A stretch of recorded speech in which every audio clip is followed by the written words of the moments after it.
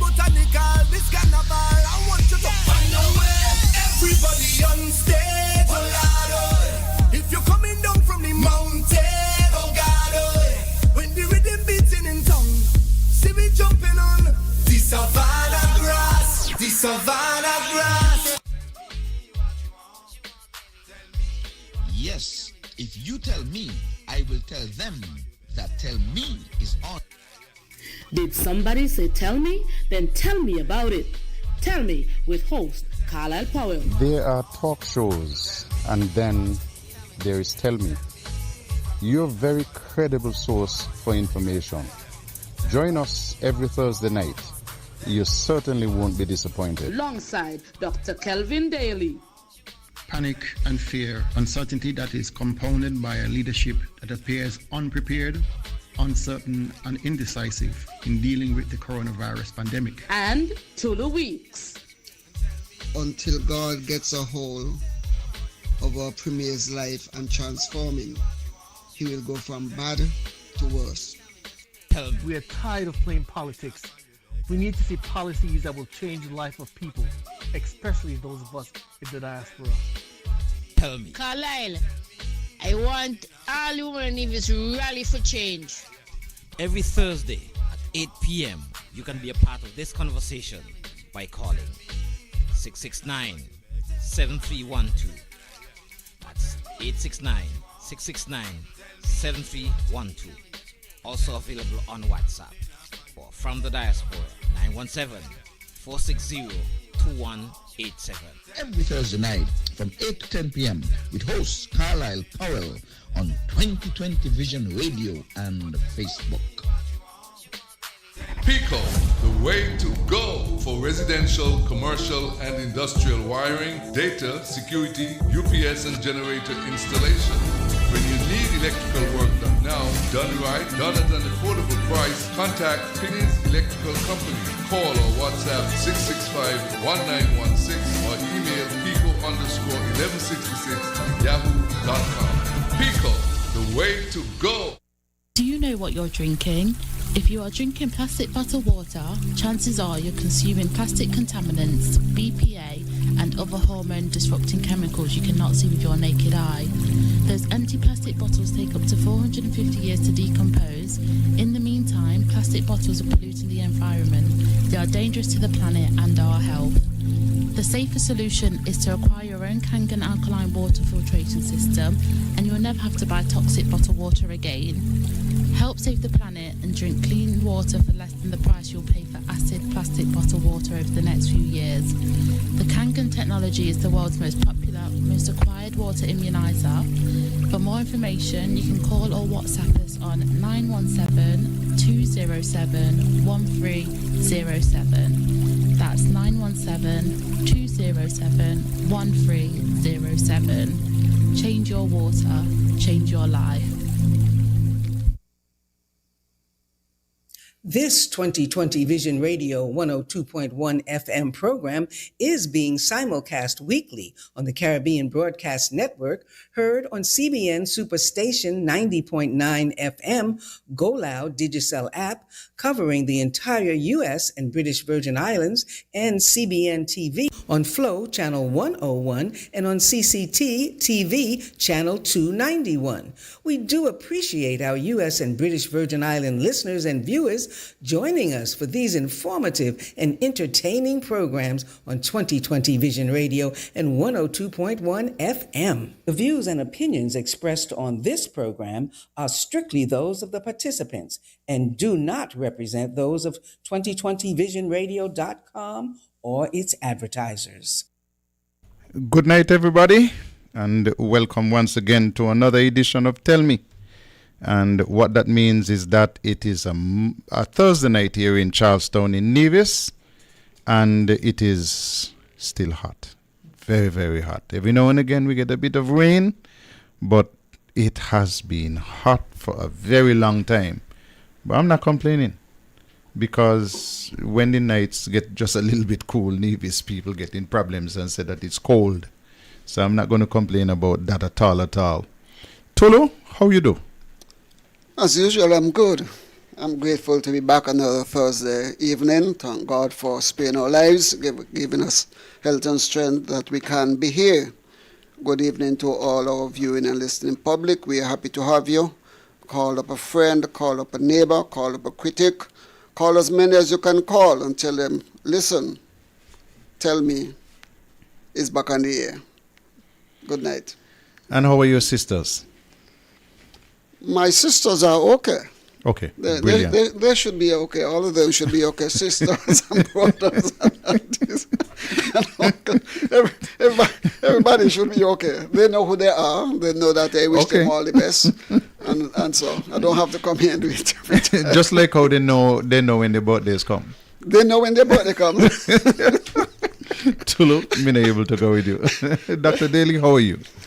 Good evening, Carlisle, Tulu. Good evening to all those who have taken the time out to join us on a Thursday evening for Tell Me.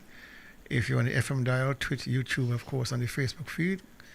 Good evening to all of you. Let me say good evening to my brother Hugh down there in St. Croix, my brother Carl in Atlanta, my brother Denny and his wife Twilla in New York, and my sisters Evan and Judith up there in Connecticut, and of course my brother right here on Nevis, Reverend Othniel Daly.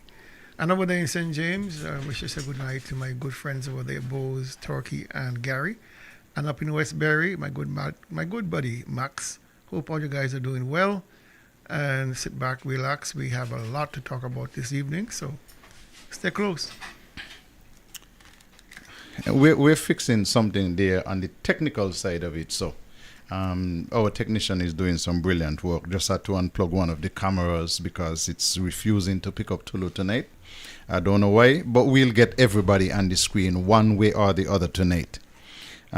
Gentlemen, let me look at the birthday list first of all. I'm saying good night to my family members as well. I always shout out Maria's children. So I am now saying hello and good night to Mary and the rest of her family, her husband John and her daughter Janet. Good night to Mervet. Good night to Glenda and the rest of her family as well. And with a separate shout out to Shamari and Sharifa and Shireen and Caden. And good night to Byron and his family. Good night to Everett, that is Carter Byron and his family. Good night to Trevor and his family. Hope that all of you are doing very well. And we are going to look at the birthdays. And somebody is reminding me that we're not on Facebook. So, technician, you got to start the Facebook page. So, do that first so that those persons who normally follow on Facebook could tune in and get right on. So, technician, start up the Facebook page. And in the meantime, while you're doing that, let me get to the birthday wishes. And again, let me remind people that once we come in and we lock into our seats here, it is difficult for us to go back and check messages to see who is celebrating birthdays and add them to the list. Please, on a Thursday, we give out the birthday shout-outs. I don't want you to wait until 8 o'clock on Thursday night because we're going to miss people and then you're going to meet me and you're going to cuss me. But if you send in the birthday wishes after 12 o'clock on a Thursday, it is not likely that I'm going to see them and get them added. Because I just do these things early. People, as Tulu say, everybody know when the birthday come. You know when people's birthdays are coming, please make sure that you give the shout outs early. So let me go to the list for this week. And starting today, Thursday, let me go down Cox. My girlfriend Idris, today is a birthday. So I want to say good night, Idris. Hope you had a fantastic day today. So yesterday, all your smiles and everything, looking good. Today, Blondell. Not today, tomorrow, Friday is Blondell. She's celebrating tomorrow. Yusuf Brand. As usual, the Parry family is reaching out and giving you all their love and best wishes and all of that. And letting you know that you're in their thoughts. On Friday as well, Olivia David is celebrating a birthday. On Saturday, I think this is the best birthday in the first week of October. My sister Mary will be celebrating a birthday on Saturday. So I declare her to have the best birthday in the first half of October. And if you don't agree with me, well, it's my sister, so I'm biased. On Sunday, Diana Isles, Deputy Principal up there at Charlestown Secondary, will be celebrating a birthday. On Monday, the 6th of October, the best young lady in the whole of Banker Nevis and in the whole of Gingerland, Janella Evelyn, that's my cousin. She will be celebrating a birthday, and so I declare that day to be the best ever. And then coming up, think behave yourself now. Coming up on Tuesday, the birthday for the best man in the whole of 2020 studio tonight, Tulu. Tulu will be celebrating his birthday on Tuesday, so we declare him to be the best man in 2020 studio tonight. Taxi driver Vincent Humpy Clark will be celebrating on Tuesday as well, and Loretta wants you to know that she loves you very much and she wants you to enjoy your birthday. Lakia Prentice will also be celebrating on Tuesday. Lakia, I got to come on the job and look for you on Tuesday. And then Karen, my brother Carlisle Hobson's daughter, that lovely lady from Cotton Ground, she's celebrating her birthday on Tuesday, and your mother wants you to know that you are the best daughter that she has. And so she wants you to celebrate, have fun, and enjoy yourself on Tuesday. And on Wednesday, we have two very important birthdays. My very good friend Sonia Parry will be celebrating a birthday. And up there in Craddock Road, Leonie Pemberton will be celebrating her birthday as well. And so those are the persons we have. And then just so something flash across my screen to say, go and look at the birthday wishes and see there are some that you have missed. And so I am looking, and I see Alan and Dahlia will be celebrating.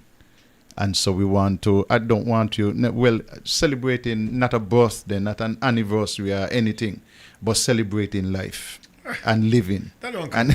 But it does count, because it's my son and me very special daughter-in-law. I don't care. So, that don't count. I looking cheap. I looking cheap. Lord of mercy. I ain't taking that. Okay. I'm not getting involved.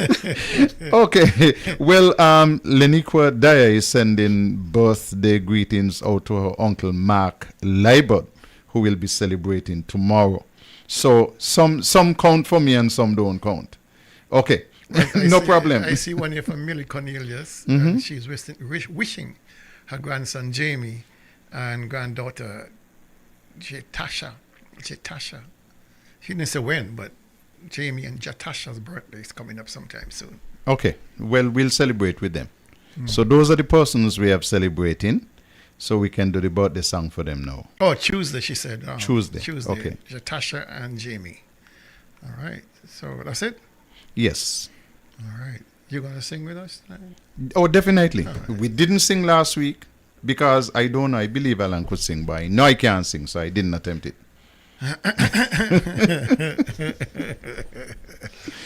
Oh. Happy birthday to you. Happy birthday to you. Happy birthday, happy birthday, happy birthday to you. And from us in the studio, may you live to be 101 and us 101 minus a day, so we don't have to see you go. May God continue to bless you with good health, strength, and of course, wealth. Okay, and I want to thank Alan Powell for being with me last week on the Powell Overload number 5. And I have to say to you, Dr. Daly and Tulu, the entire week I've been under pressure from a particular person who said you always rushing to go home 10 o'clock and you went till 11 o'clock because you had Alan on the show. So I don't want to hear you tell Daly that you want to leave at 10. Don't tell Tulu you want to leave 5 past 10. All right. So they don't put me in my place long time. So I ain't going to say nothing about that. You ain't say nothing. All I'm going to say to that is amen. Okay, but we had a lot of information and we still left some. So that is where we are. I'm wearing pink tonight because October is Breast Cancer Awareness Month. And so every Thursday this month, I am going to find a pink shirt to wear. If I can't find a different one, I wear the same one. I just make sure I wash it. But this is my pink month. I celebrate with all of the cancer survivors. I celebrate with the families of every single person who has ever had a cancer diagnosis. And I just want you to know that, listen, this is something that we have to be aware of, that we have to promote in terms of fundraising, in terms of helping these people through whatever challenges they are having. So all of you out there who have had lost members due to cancer, we're with you from 2020, and we celebrate with you. Very good. Do you have your pink shirt, Dr. Daly? Unfortunately, I don't have anything pink. Well, then you have to look up pink shirt because the rest of the month is dedicated to... I'm pink on the inside. And not only that, I'm sure that somebody is going to see you. They know your size. Somebody going to send some shirts. Real men wear pink. I'm not supposed to. I know you could go to a certain place and get some pink shirts from a certain person. Okay. It's for a worthy cause. It's important that we do. And so you're talking. Where your pink shirt? He didn't remember. I don't have one, but I am thinking of getting one. You're thinking of it? Yeah. I think it's important. We all know persons who would have succumbed to cancer, and persons are living right now with it. Is giving solidarity, showing them that we support. I fully support the cause, but I just don't have any pink. Okay, put on pink socks. It's not something that I would go and buy. You have pink socks? I have nothing pink. Nothing pink? Nothing. Okay. I ain't got no drawers pink. I ain't got no undershirt pink. I ain't got nothing pink. Okay. It's not homophobic by any stretch. It's just that you don't have any. It's just that I don't have pink. So suppose I got a lot of green. Suppose I get something for you from the minister, from Eric. He got a lot of pink. I ain't want nothing from he. I tried. I want a thing from he. I tried. Not even a green. I want from he. I tried. You tried. I tried. Yeah. Honestly tried. But to add to your point, Carlisle, we really have been suffering tremendous losses from death due to cancer. I would have suffered myself. My brother Steve, my youngest brother, passed away from cancer. And people close to you have succumbed. It's a scourge that we have to live with, and anytime we can celebrate the fact that so many people have survived it, it's a good thing. And so we really need to be cognizant and be careful out there with this matter, because it is striking all ages, male and female alike, different types of cancers, of course, but nonetheless very, very important that we pay special attention to what's going on. I have quite a bit of family members from my father's side of the family who have passed due to cancer. You see, you got Delicious is saying she's gonna send me a pink drawers. you see what your cause? She didn't say that. You see what your cause? That's it. Delicious says she's gonna send me a Victoria's Secret pink panty. My name is not Eric Evelyn Delicious. Listen me. I have to be traveling that part of the world very soon, but I am not telling Delicious because I don't want to give me no pink panty for you. You dare not bring no pink panty here for me. I'm not doing it. She's making jokes. She's having some fun. But who's expense? Next thing people stop me and say, "You got a pink panty yet?" No, you don't want that. No. Well, you could bet your sweet life that somebody's going to ask you a question. And I see Sonia Neal saying here, handsome men look nice in pink. Is that good thing me not handsome? Gentlemen, this is on a lighter note, but listen, seriously, our women, please, anytime you hear the call to go and get your checks, do your mammograms and so on, do all your cervical checks and so on. Listen, go do it. True. Definitely. Because early detection gives you a bigger chance at saving your life. And if it comes down to the process where you have to decide whether or not you have to lose a member, lose a part of your body. So I have very good friends who have had to go through the process and so on, and they're still alive today. Listen, hold the calls a little bit. Hold the calls a little bit so that we can get into our flow. And we're going to open up the lines just now, but just hold the call just a little bit for us. So imagine you bring a pink shirt for me, and I go by my Dr. Bal Rollins for a prostate test. What will he think? When he see you in the pink, yeah. Dr. Daly is very aware of breast cancer, you know, and he's showing his solidarity. But we have different forms of cancer.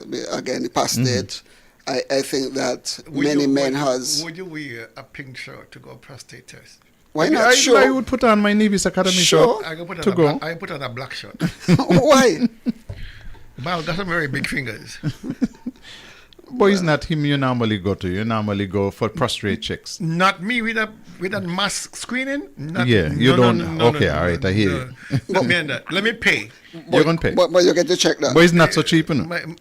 I don't care. As long as you get it done, that's the most important thing. The amount of fellas in that room, I know, who go prostate test. Everybody coming on a screen shop. Me going in between them. I hear you.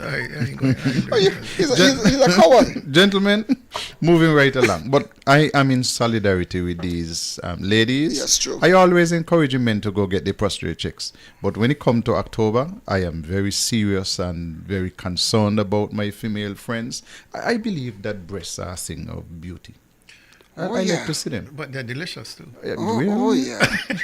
It sounds like you don't eat them. The scripture say you must rubbish yourself on those things. I hear you.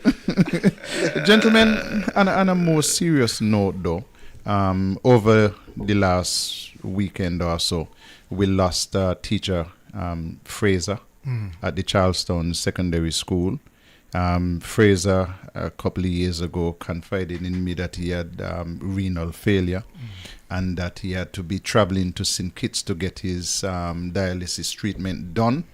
Again, Nevis has lost another person who has never had the opportunity to be dialyzed at home. Kelvin Fraser was here in Nevis when those two machines came to Nevis in 2013, early in the year. And every single time that I hear about people suffering from renal failure in Nevis, and every time we lose somebody, I wonder if there is not a way to charge the government, charge the ministers collectively, and charge them personally and privately for causing the deaths of these people. I mean, we had two brand new machines that came to Nevis, and a worthless government led by Mark Brantley, who was the Minister of Health when those machines came to Nevis, refused to set up these machines. And every time I remember those persons who have left us, I see this as being a crime against humanity, a crime against the people of Nevis. But here is my challenge. I am yet to hear the family members of those people who are suffering from renal failure make a public statement. All of them look like they're frightened and afraid. And even the persons themselves have been dying and leaving us without a statement, without challenging the government to look after the health of the people in Nevis. I mean, this is like a war crime. This is like a crime against humanity. It is. How does Mark Brantley feel as the Senior Minister of Health? How does Janelle Nisbet feel as the Junior Minister of Health? How do the rest of the cabinet feel when they look around and they hear a young teacher has just passed? They had problems in St. Kitts. They were not able to get the treatment for a number of days. And then when Mr. Fraser died, I think he only got 1 3-hour treatment in that week rather than the 2 4-hour treatments. He was due to go to get dialysis the day after he died. I mean, how the government feel? How they wake up and look around and watch one another and say, boy, we have failed again. You're talking about from 2013 until 2025. And this worthless government has refused to provide dialysis for our patients. They feel nothing. They feel absolutely nothing. One of the vexing thing about the units that you spoke of is that the present premier is on record in saying that those machines were new and certainly, according to him, usable. And so he acknowledged they were here. He acknowledged that they were new, and he acknowledged that they were suitable. And yet he sat down and allowed those machines to rot. To tell you, to share with you how hurtful the death of Kelvin Fraser is. I taught him at school, at CSS, as a student. And he shouldn't have died. When you go through renal failure, it's not an easy death. You're being poisoned from within. Your body is being poisoned because the toxins cannot be removed by your kidneys, and so you need this artificial means to remove it. It takes about 4 hours to dialyze you properly. If you're very bad, 3 days a week. If you're not so bad, maybe 2 days a week, you can get away with it. For what we understand, Kelvin did not receive the adequate amount of hours or the frequency of dialysis. And he succumbed the very day he was to travel to St. Kitts, which is Saturday morning. I got the news early Saturday morning, and it was devastating news.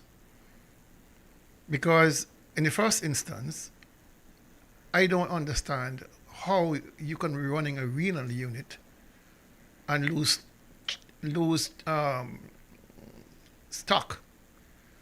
check of your stock. Somebody needs to give an explanation as to why you ran out of reagents and therefore put so many lives at risk. Those on Nevis, of course, suffered tremendously because the on Nevis physically separated from St. Kitts. And so when you're already in a weakened state and you're given less hours to be dialyzed and less frequency, by the time you do make the trip, you're basically dragging through the process. And then you get there and you don't get the sufficient hours, so you still have toxins remain in your blood. It is not an easy thing to watch a man die. But that is the eventuality if persons don't get dialyzed.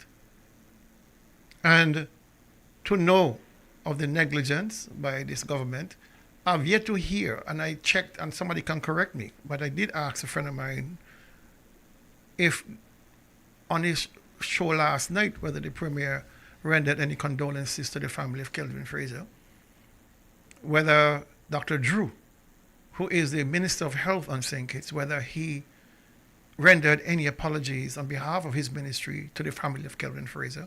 I don't know if they did. But I certainly didn't hear them.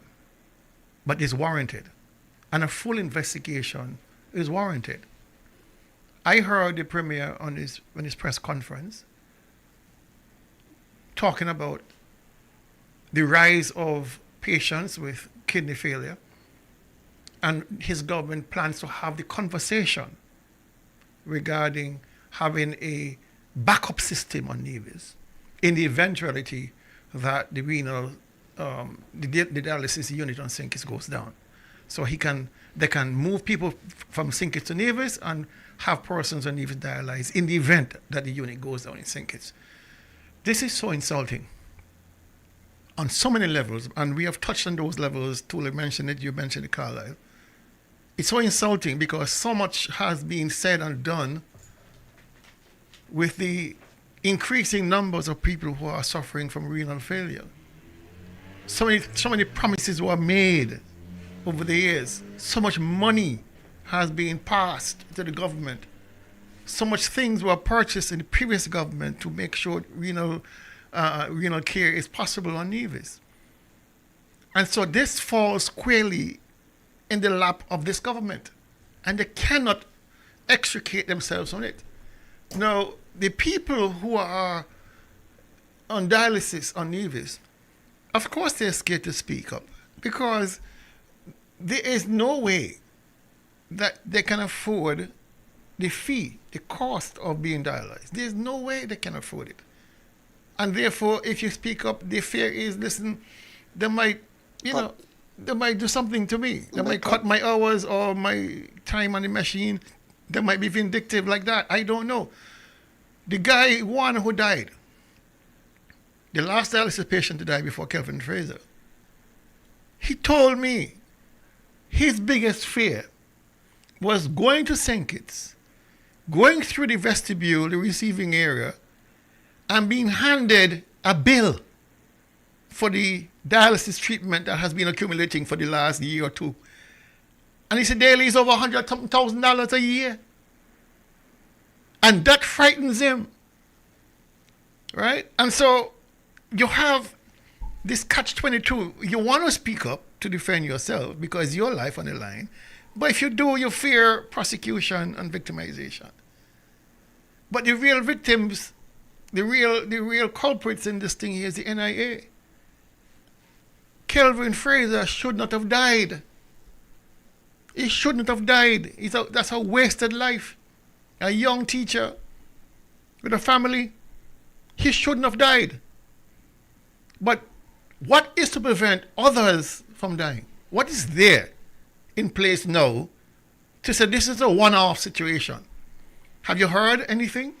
Have you heard the government say this is the plan? Daily, the only plan is what you referred to. The premier at the press conference, all of a sudden guilt hit him. So he started saying, referring to the dialysis treatment and this nonsense about having something here as a backup to what is in St. Kitts. That's not what we want. We want it to be first line for our people. What backup you telling me about? First line for our people, and just in case something happened to the machines in St. Kitts, then those people can come to Nevis to be dialyzed. But primarily it must be first line. You must give our people the chance to be dialyzed in Nevis. But Mark Brantley, in his worthlessness, remember this is the man who prevented the group that came in here to work with the nurses from Nevis. And you know what he went on record and said? If it happened again, he would do it again. Yes. No remorse. Mm-hmm. No remorse. If it happens again, he would do it again. One of the things that is troubling here is that the Taiwanese would have known that Nevis would have had 2 units. Mm-hmm. And so, in addition, they gave the premier $167,000 to add to what the 2 that was there. And rather than adding the 2 that is there, the premier is now lying and said that they didn't give him any money for any dialysis care. But what is worse than that is that we've been talking about this ever since. And notice what the premier is saying. But the people still vote for me. So NRP could shut up. Because indeed we've been blazing this, and the people has not caught on, or they just played a blind eye to it and constantly votes for him. And so he can sit down and brag, well, in spite of this, even the people who have the problem vote for me. Here's my not real difficulty in this one, but Kelvin Fraser was a member of a faculty at CSIS for years. He would have made his contributions to sports, to the teaching. I mean, he just been there. I want to see who on that staff at CSS, or who in the Ministry of Sports, where he spends so much of his time and his energy, gonna look at his death and say he deserved it. None. They can't afford to do it. I want to see how many of them can search their hearts and soul and say, listen, Kelvin's death was avoidable. That renal failure is not a death sentence. And we cannot condone the actions of the Premier for not making dialysis treatment a priority on Nevis, given his own commitment that he's going to do something about it since 2014, given his own commitment to the Taiwanese that he's going to buy units, giving his own commitment that the new wing that is to be built, whenever it's built, going to house a dialysis unit, given his pronouncement that there's an increasing frequency of dialysis need on Nevis. So if you know all of that and you've done all of that, then where is the unit? Where is the unit? This guy has been the premier since 2017. Mm-hmm. His government has been in charge of Nevis since 2013. And you're telling me a young man who has dedicated his life to training our young people dies in his bed because the premier refused to get dialysis done. This is unacceptable. And anybody in that teaching staff who after the death of their colleague going to turn around and vote for this man to put him back in power, you are part of the problem. You are part of the problem. I take full responsibility for the decision not to partner with this event in Nevis. And if it were to happen again tomorrow, my response and my approach of this ministry would be the same. This man got to be wicked. Heartless. Let me take the opportunity to play the hospital update from the last press conference. Alexandra Hospital top priority. It remains so. And yes, we have finalized our arrangements with the Taiwanese. Our difficulty, Mr. Jarvis, has really been the resources to jumpstart that project. We have now engaged with a few different agencies and avenues to get the necessary resources to do that project. So we have everything that we need now. We just need to fill that funding gap and be willing to move forward with that. So we're still very, very anxious about that project, and we are still committed to ensuring that that project is delivered during this term to the people of Nevis. That is something that we all, I think, as Nevisians, think about. We all stay up at night thinking about, because we think it's an investment in the future of healthcare on the island. So we are pursuing some avenues for funding on that, but I think that what we need to do, the construction, the details of what we need to do, all of those matters have already been finalized now. So we're no longer waiting on any technical reports. Those are in hand, and we are hoping to engage with a company called OECC from Taiwan. So that's where we are on that, and as soon as we are in a position to proceed, we shall. Gentlemen, they are not going to be in a position to proceed because you heard him. Funding gap. No money, no day.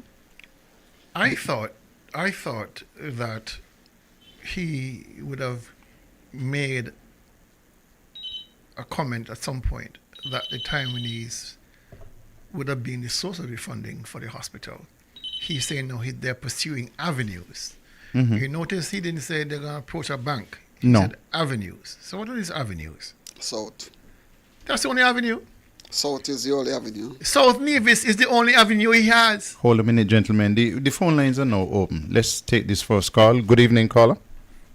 Hey, good night, gentlemen. Good night. Good night. Let me tell you something, right? Let me tell the whole nation something. It is time that we understand the kind of leadership we have here. This man doesn't care anything about, he does not care anything about healthcare in Nevis. He don't care. The man not caring about Nevis people. He just don't care. He is the one who said he traveled on the plane, go to Anguilla, where two patients from Nevis would have gone to Anguilla regularly for dialysis unit. He said it. NRP order a dialysis unit for the people of Nevis, not for the government, not for NRP, for the people of Nevis. And the man refused to set up the unit. Offered was given to give a particular doctor the machine, and they're going to take care of it. Since you can handle it and somebody else is willing to do it, but let somebody else do it, no man. A human being will be, let somebody else do it. Let somebody else do it. The former Minister of Health who had to resign, she came under a lot of problem in getting the support from the government. so much so that she had to resign because she couldn't get the support. She was caring for the people of Nevis, and because of the pushbacks she keep getting from this government. She had to resign because she was caring for the people of Nevis. And then he said people came from away. A team came from away, came to Nevis to do kidney screening. Free of cost, hearing cost, the government nothing. The hearing cost of government nothing, not the people, nothing at all. And the man refused to sanction it. Or if he ain't going to sanction it, and if he was to do it again, what does that tell people in Nevis? The man just don't care. The man making too much mistakes, too much blatant mistakes. And every time on this media something come up, he wants to say, yeah, make a little rebut. To fool people. When I see him talk about the hospital talk came up recently. Well, I usually come up. And then the kidney talk came up. So he wants to say, yeah, rebut. What kind of thing you want to have on standby? If you're going to put something on standby, what is the sense of it? What do you use of it? You know, get something that is going to be workable and could assist the people. Gentlemen, people of the country, we need a different leadership of the country. The leadership that is running our country does not care anything about the people of Nevis. He don't care. The people of Nevis are talking about this thing over this land business over there. The people of Nevis are telling him quite clearly, we're not interested in that. The man pressure people to agree with him. Well, what the people are having there for? It's time for us to wake up and go there and demonstrate and people need to wake up. We're asleep. The man taking full advantage of the situation. I got your caller.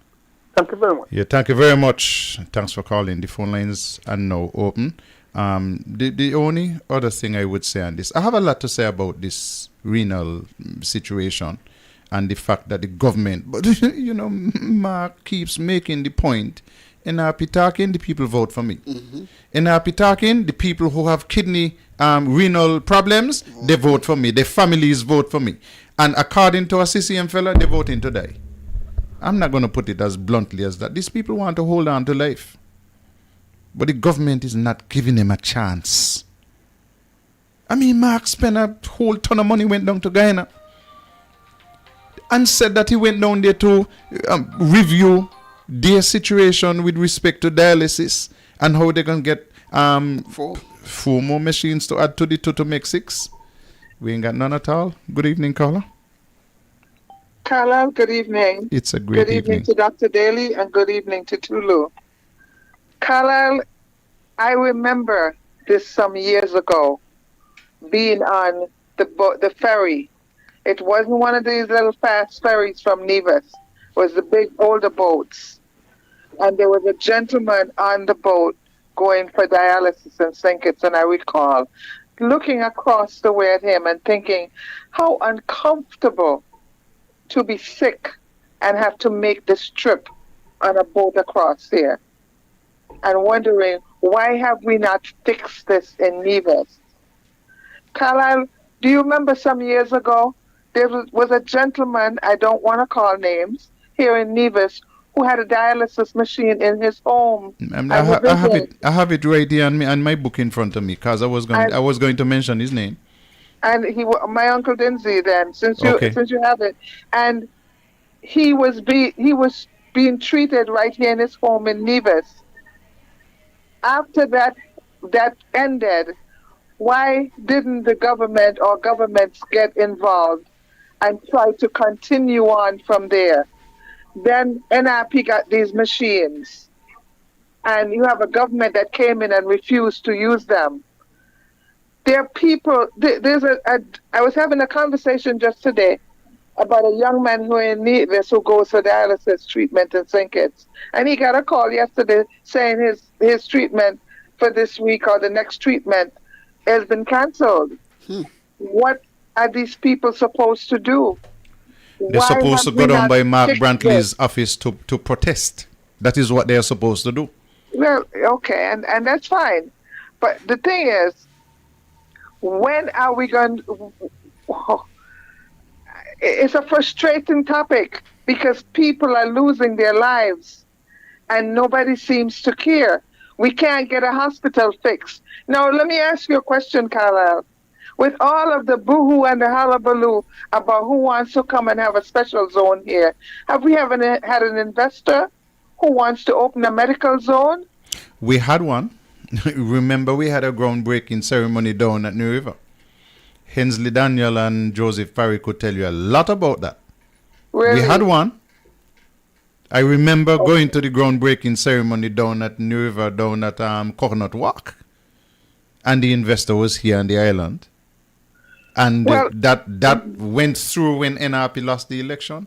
Just like how the fuel storage thing went through. Thanks a lot, Carla. It's madness. It's madness, and it's sad. It's frightening because we don't know when any one of us maybe may come up with having kidney failure. What are we supposed to do? What is the vision supposed to do, and where do we go from here? We've got to do better than this. We've got to do better than this. And before I get off, Dr. Daly, this is just a light moment. You can go ahead and wear that pink thing underneath there, and when you walk down the street, you can just smile at everybody. Nobody needs to know that it's pink. You have a good night. Leave Daly alone. You want Daly open up your mouth tonight. You leave Daly alone. Have a good night. Everybody know Dinzy used to get dialysis at home. But I got a call this week, and the question that was asked of me: do you think that machine that Dinzy Morton had is still working? You understand? Dinzy died 30 years ago, and they're wondering whether the machine is still working because somebody is desperate. Yeah. I think they had donated it. Yeah, but 30 years. Stick up in. Good evening, caller. Hello, good evening. Hi, how are you? Good night, Daly, and good night, Tulu. Carla, it's very, very frightening hearing what's going on over there with dialysis, this patient, and really and truly, people got to understand what's going on in these two islands because that's the same problem down here. People can't get care. People cannot get care.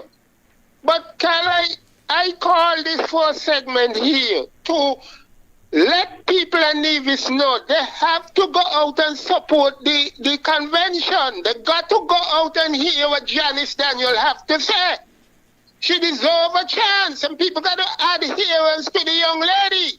And not Janice alone, all the girls them. JD, Miss Bartlett, all of them. They have to go out and listen to them. It's very important. It's at a typical point now in the two islands. And I don't really want it for people to get frustrated and start doing stupidness, I want the leaders them to understand what's going on in the country. It's serious, Carly. And these young people that got to go out and listen to the woman. She deserves a chance. I personally feel it's women time in this federation because the men them are failures. The men them is weak. You convince Daly, the prophet, they's weak. We have to go out and listen to the woman. I'm sorry I cannot make it because of some commitments with work, Carly. Because right now they're trying to come at me, but me backboard, me could handle them. The only seditionist in St. Kitts is me. I'm going to go back down. I'm going to fight to the very end till I get rid of Mark Brantley and get rid of this hypocrite down here. I ain't going to bring them down. Me, this jam down here, along with the rest soldiers, will bring them down. Have a good night, Carla. I will be back. You have a very good night. Tulu and Daily pray for us. Pray for the country. And pray for these patients. Have a good night. Have a good night. We're going to take a little break. When we come back, we want to go straight and talk about the convention, which is coming up back after this. The way to go for residential, commercial, and industrial wiring, data, security, UPS and generator installation. When you need electrical work done now, done right, done at an affordable price, contact Finney's Electrical Company. Call or WhatsApp 665-1916 or email pico_1166@yahoo.com. Pico, the way to go. We have somebody on the line, so we'll take this in between the commercials. Good evening, caller. Hi, good evening, gentlemen. How are you guys doing? I am getting better and better. Okay, let me try and make it as precise as possible. First up, I want to say condolences to the family of Mr. Fraser, a very good friend of mine. Tulu, happy birthday in advance, my liberal brother. Thank you. No, something is not adding up, Mr. Powell. You remember when we had about a year and plus wait for a QS report? Yes, guy. Yeah. And did the report ever show up? They said it showed up, but it never came to public attention. Okay. They had the House of Assembly some days ago, and every single minister who was present had an opportunity to bring announcements to the public in terms of what's going on in their department.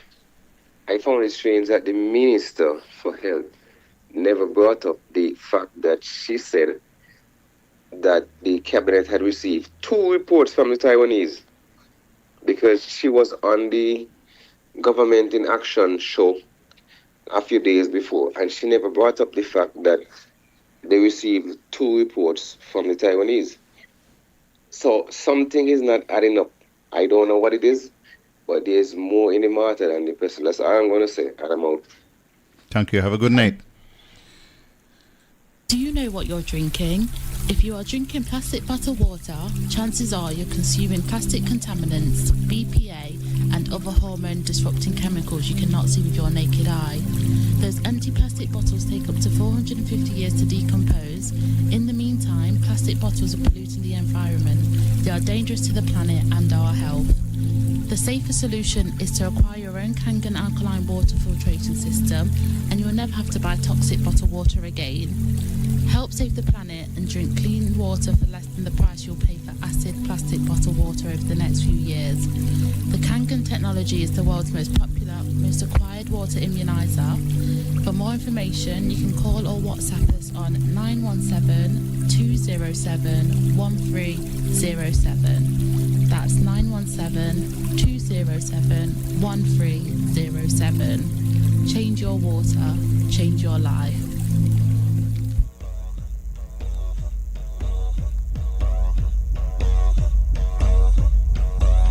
We're ready. Yeah, we're ready. Nevis, the time is now. The Nevis Reformation Party invites you to Convention 2025 this Sunday, October 5th, at the Nevis Performing Arts Center, starting at 5 p.m. sharp. Come and be a part of a movement that is securing our present and building our future. Hear from our dynamic leader, the Honorable Dr. Janice Daniel Hodge, and the NRP team as we chart the way forward. NRP stronger together. This year's featured speaker is the distinguished Dr. Andrea Busu, bringing insight, inspiration, and vision for our island's future. This is more than a convention. It's a call to action. It's about you. It's about Nevis. It's about our future. Don't just hear about it. Be there. Convention 2025, Sunday, October 5th, NEPA, 5 p.m. The Nevis Reformation Party, securing our present, building our future. NRP, stronger together. We're ready. We're ready. We're ready. We're ready. We're ready. We're ready. Okay, that's happening this Sunday. And for the delegates, remember that the business session is at 3 o'clock in the afternoon. Delegates, business session is at 3 o'clock in the afternoon. The public session is what will start at 5. So, we're going to be down there from 2:30. And if you haven't paid your membership dues yet, don't worry about it. We'll have the registration desk open from 2:30. So, walk with your money. Come down, pay your registration fee. Your receipt allows you to be a member of the Nevis Reformation Party for another year. Membership expires in September, so you have to renew in October. You haven't paid yet, as I said to you, don't worry about that. Come with your money on Sunday. Good evening, caller. Yeah, good evening, Carlisle and Dr. Daly and Tulu. I just wanted to lend my voice quickly and to remind the Nibijan public of our health situation. First, let me convey my condolences to the Fraser family. This is unfortunate, but it speaks to the issue that we have in Nevis with respect to healthcare. You remember probably about 2 months ago, I was addressing the healthcare matter as it relates to diabetes and hypertension in Nevis. You recall that I did say, using the health statistics from the Ministry of Health for 2023, I did point out that you had a number of patients with diabetes and a high number of patients with hypertension. And in all, you had approximately over 1,200 people who were living with diabetes and hypertension. And in some cases, there are people who are living with both.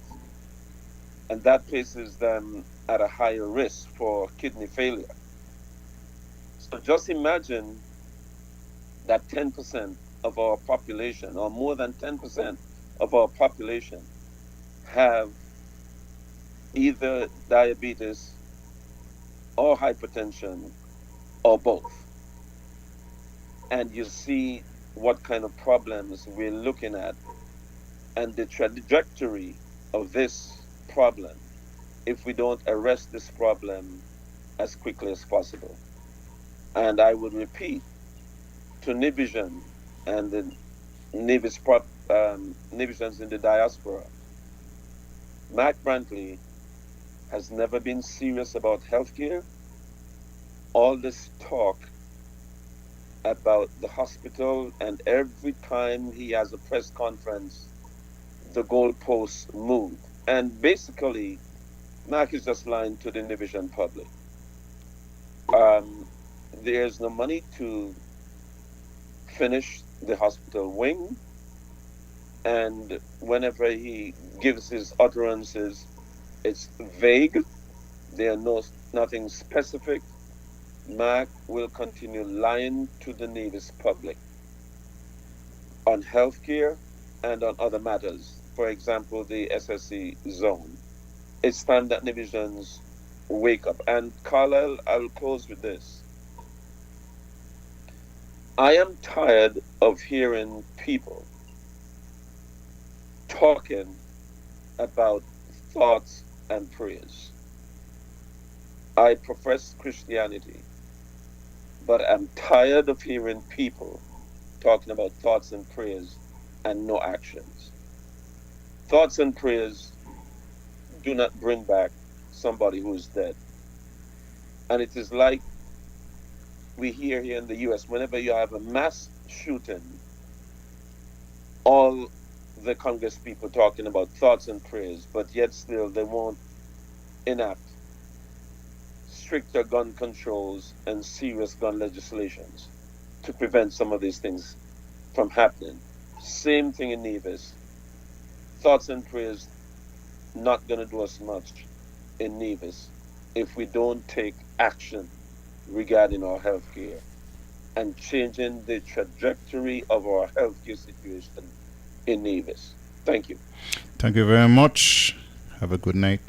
You realize, Carlisle, that if you listen carefully to what the Premier said in that speech, in that clip, he said they're hoping to get the hospital done or started this term.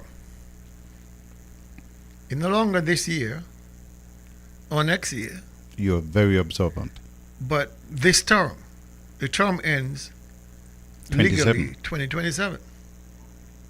All right, so the goalpost has moved significantly into 20. Remember, that was the single most important project for 2025. Yep, and not a nail has been driven.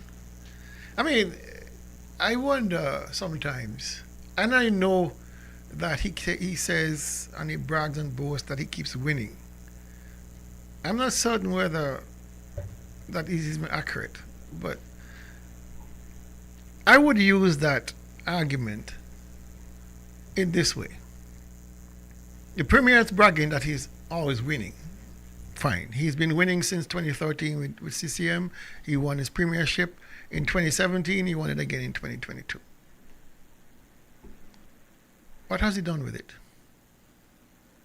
The hospital started in 2017. What has he done with it? Enrich himself. And so, what people, the flag wavers for CCM need to understand that the NRP is not your enemy. The NRP is not some wild organization out there trying to cause trouble. What we are is a counterbalance to accountability. We must insist on accountability. And so, while they are protecting their leader, he is enriching himself. You are going backward because you have no health care. And you're still defending him more than he's defending himself. It's amazing. Good evening, caller. Hey, good evening, everybody. I heard the news. I left Nevis so long, right? But the guy that died, I don't know him. I don't think I remember him. If I do remember him, he was a little bit when I was around. But he had a brother named Alvin. Yes, absolutely. I think Alvin, yes, Boyer. right. Yes, right. Yes, I want to reach out and touch Alvin because I know he was. I mean, he was younger than me, but he was around because we used to run and whatnot. And I just want to touch him tonight. And all I could do is encourage the government to lean on this side because I don't know what else to say and do. And I want to say thank God for the USA. I was talking to Fitzroy when they started people going to think it's to be dialyzed and whatnot. I was hell bent on coming home, and I was talking to Fitzroy, and we were talking about some machines and whatnot, and Fitzroy, when the conversation get to dialysis, Fitzroy said, "I beg you stop you there, you here, no come down here." And he started to tell me about what's happening with them people from Nevis when they go to St. Kitts to be dialyzed and, the what's not. I mean, I don't know if Fitzroy was one to come out and tell these ministers of government how he really felt and what he was going through. It's a hassle to catch boat, go St. Kitts and come back over and 3 times a week. Man, Mr. when me there, me drive across the road and when me done, me come back. And if me feel too sick, they put me in by the hospital until me get better. Me not got no hassles about catching a boat and nothing. And people may live because dialysis is not a sentence to say that you are you can't be part of society. You could be in Nevis, Monday morning you get up, you drive, go over Castle, get your dialysis treatment, then you got the rest of the day to find a little job or whatever you do. And then Wednesday, you drive, go back over there, and then you just come back home. Not to talk about you got to waste your whole day. 3 days. Then you can't, when you got to do that, you can't live. You can't be a part of nothing. You can't do nothing else. You're living just to go down there and come back. True. Very true. Very true. So, and like I say, I mean, I thank God how He work out things for me. I might be one of the lucky ones, but how many of us gonna be so lucky? The government need to look into this thing. When Chef came to Nevis, I went down there and I was there do me test and I had no problem. It was me felt left. I left down the feeling good. I was okay. I felt good. But a few years later, well, what about them people who went there and they find themselves this stage and that stage and all kind of thing? Where are they today? What has become of them? We need, I mean, like Jam Dong say, me not really want for people to resort to doing stupidness, but sometimes, like in maybe Grenada and so, sometimes things need to be done. Mm-hmm. But anyway. Thanks for calling, brother. Yeah. Right. Thank you very much. That's somebody who does dialysis. Yeah. I mean, I like the part where he says, you basically have stopped living just to stay alive. That's profound, you know. You have stopped living to stay alive. Because there's no way you can hold on a regular job when you are traveling to St. Kitts, spend 4 hours being dialyzed, and then a couple of hours to recover. You're going to be waiting to receive your treatment. By the time you get back, you're exhausted. You're of no use to yourself. And so, if indeed we had a dialysis unit here on Nevis, I mean, Kelvin Fraser lived right there in Stony Grove. Mm-hmm. Right there in Stony Grove. Walking distance. I've been to his house many times. Walking distance. You walk across Alexandra Hospital, you get your dialysis, you cool out, you go down to teach, you go back to your job. You can remain part of society. You can remain part of a community. You can continue doing your sports training and your coaching and you help the young people. This is what responsible governments do. They make sure that its citizens have quality of life. But with this distance dialysis, get us going through the motions to stay alive for the rest of your life. This is not good enough. This is far. This is really an abomination. And we are losing too much people. Not just in the deaths of them, but in the lack of utility of them. That they have become divorced from things they love doing because of the hassle of having to travel across to St. Kitts to get it done. You stop living to live.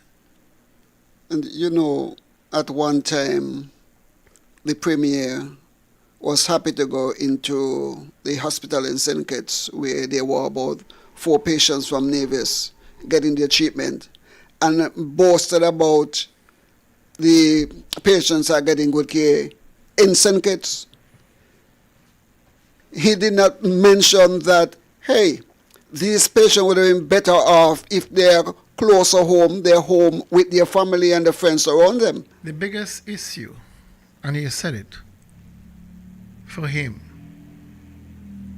is a cost analysis. His argument has always been that it's not cost effective to have dialysis on Nevis. From the beginning. So you're measuring What's Kelvin Fraser's life. Yeah. To say you're not. Yeah, what's the cost of a life? You're not reaching that cost yet for me to be spending money on you. Come on. Let's go to the phone lines. Good evening, caller. Good evening, gentlemen. I just want to remind everyone that the St. George constituency group will be having their monthly breakfast this Saturday. We're aiming for 6:30, right across from Best Buy Gingerland. Thank you very much. I love this. The food is usually good. And so Yes. I think that you are going to keep your high standards again? Of course, absolutely. And before I leave, I just wanted to add a little bit to the subject at hand also, because I remember when Hensley Daniel was the Minister of Health and was instrumental in bringing those dialysis machines to Nevis. This is long before St. Kitts even started talking about having dialysis down there. And it was a very proud time for Nevis. It was a very proud time for the Minister of Health, Hensley Daniel, at the time. A proud time for, the Joseph Parry administration.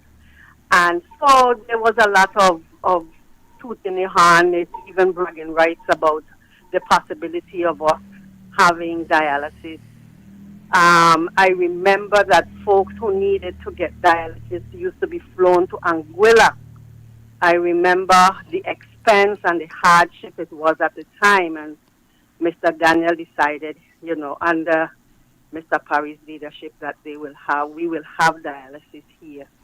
But then the government changed, and out of spite, I believe, so that it could be said that Mr. Daniel brought those machines here, or the NRP brought them here, or Mr. Parry brought them here. Somebody decided to let them rot. Let them rot. We ain't going to use them. And they send this fellow from Bart Village to Guyana and made this a lot of hype on the radio.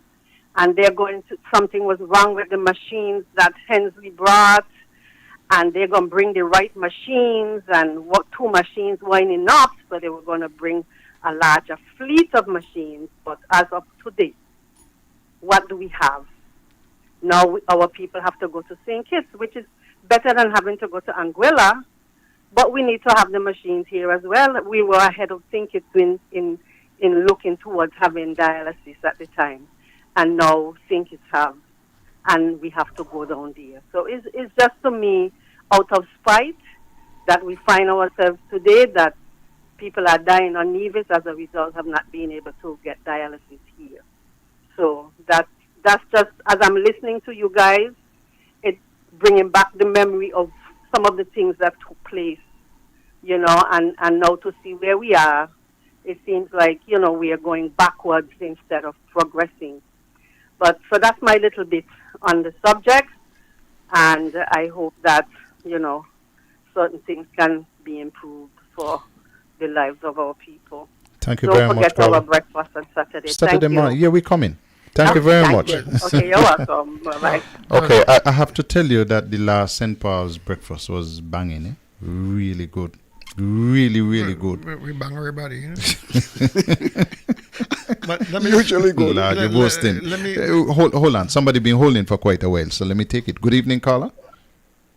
Yes, Carla, that young man who seems to suffer with dialysis, he was really touching. And that's what we want. We want these people outside there to call in, because we could do better. And I'm telling you, Carla, if that lady get a chance, when you hear Jenny speak, she's ready to do something for Nevis. You could hear it in her voice. And these young people, they got to pay attention to the young man who just call in there and give you a little bit. Man, come on, man, our youngsters got to do better than that. Matt Bentley don't care. The guy don't care. I mean, people losing their life like that. The lady just now, she must understand the same problem down here. You got people down here can't get medication. They cannot get medication. And it's a problem.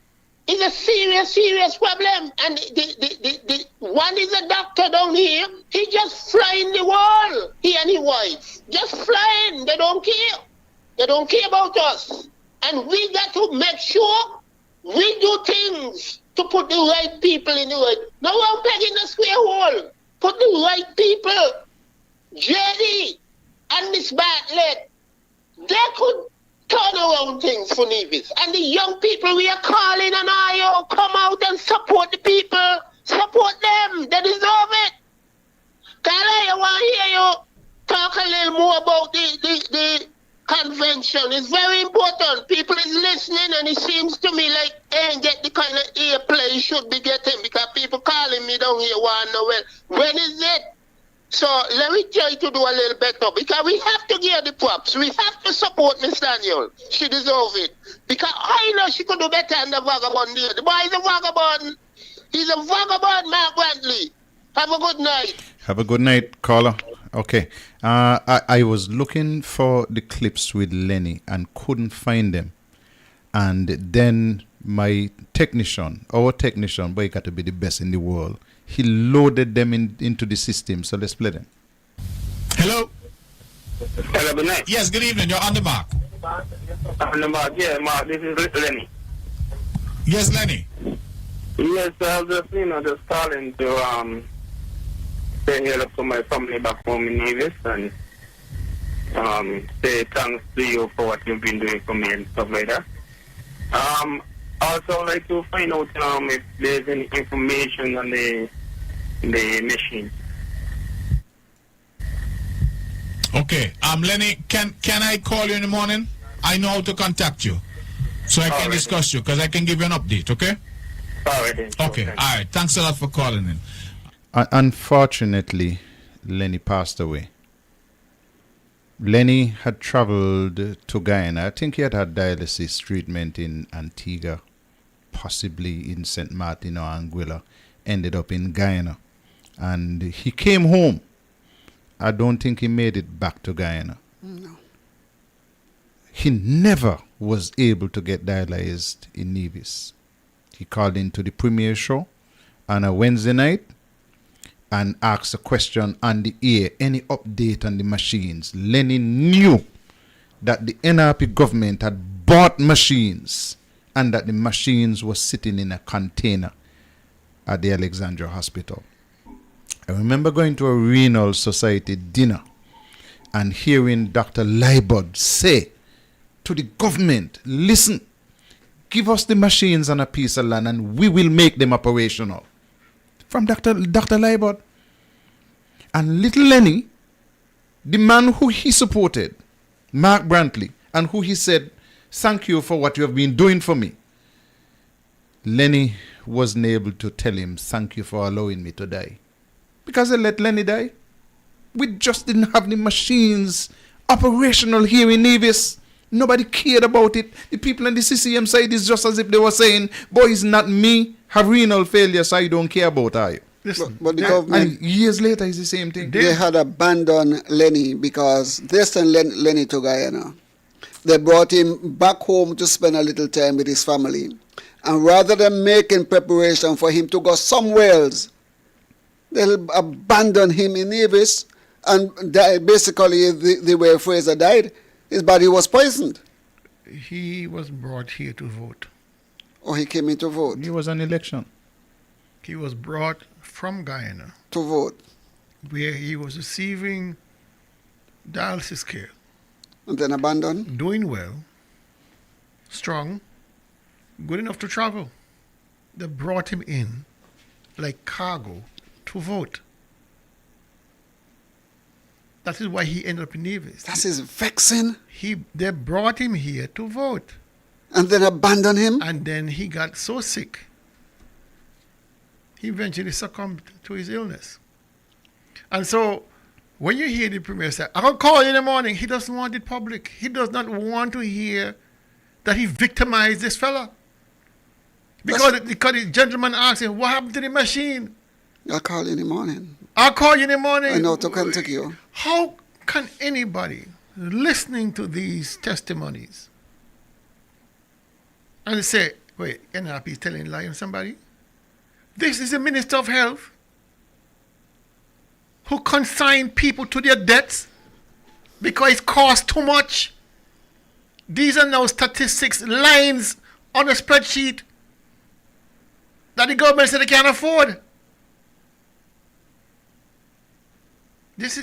But he can afford $150,000 to give to MSR.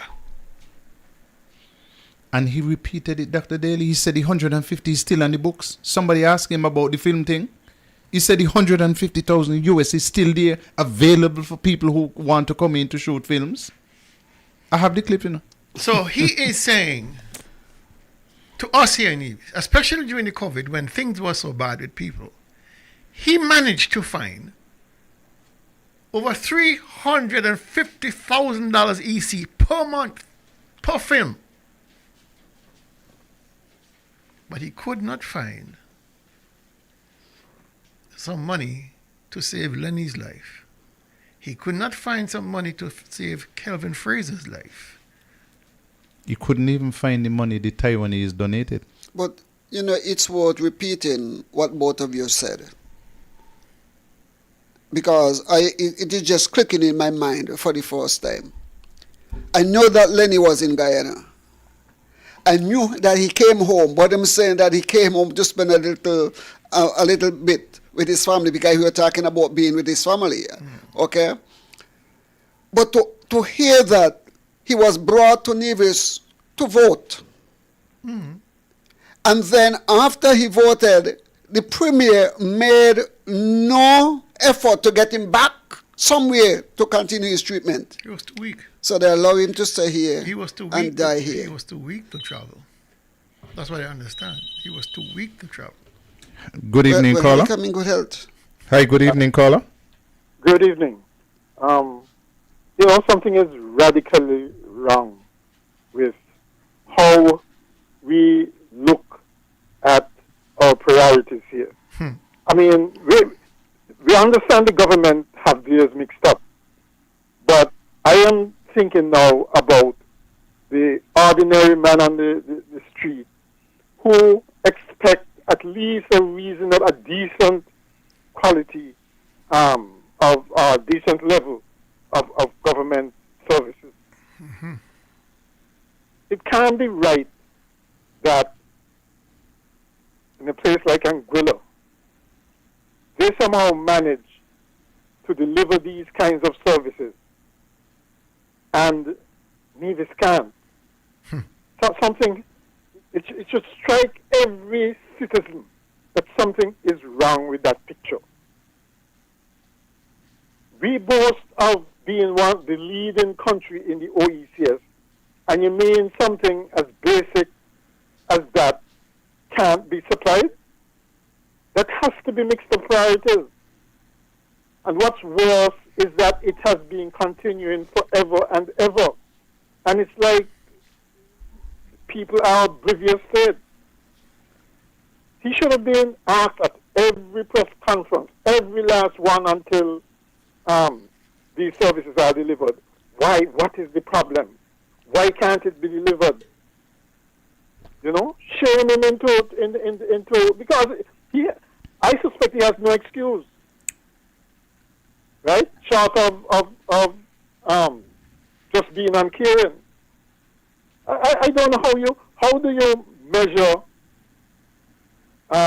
lives lost against some of the nonsense that they do with money, right? So I don't know. It seems to me that there's no pressure from the public. It shouldn't just be the NRP. There isn't any pressure from the public to supply these services. I understand that there was an issue down here as well with the supply of reagents, either the procurement, I don't know if it was the procurement or what. But isn't dialysis somewhat of a standard thing for a hospital, any hospital worth its salt, to be supplying, just like oxygen for asthma? Isn't it something basic now? Is that something in 2025 it should be standard? We should be fighting over? It should be standard for 2025.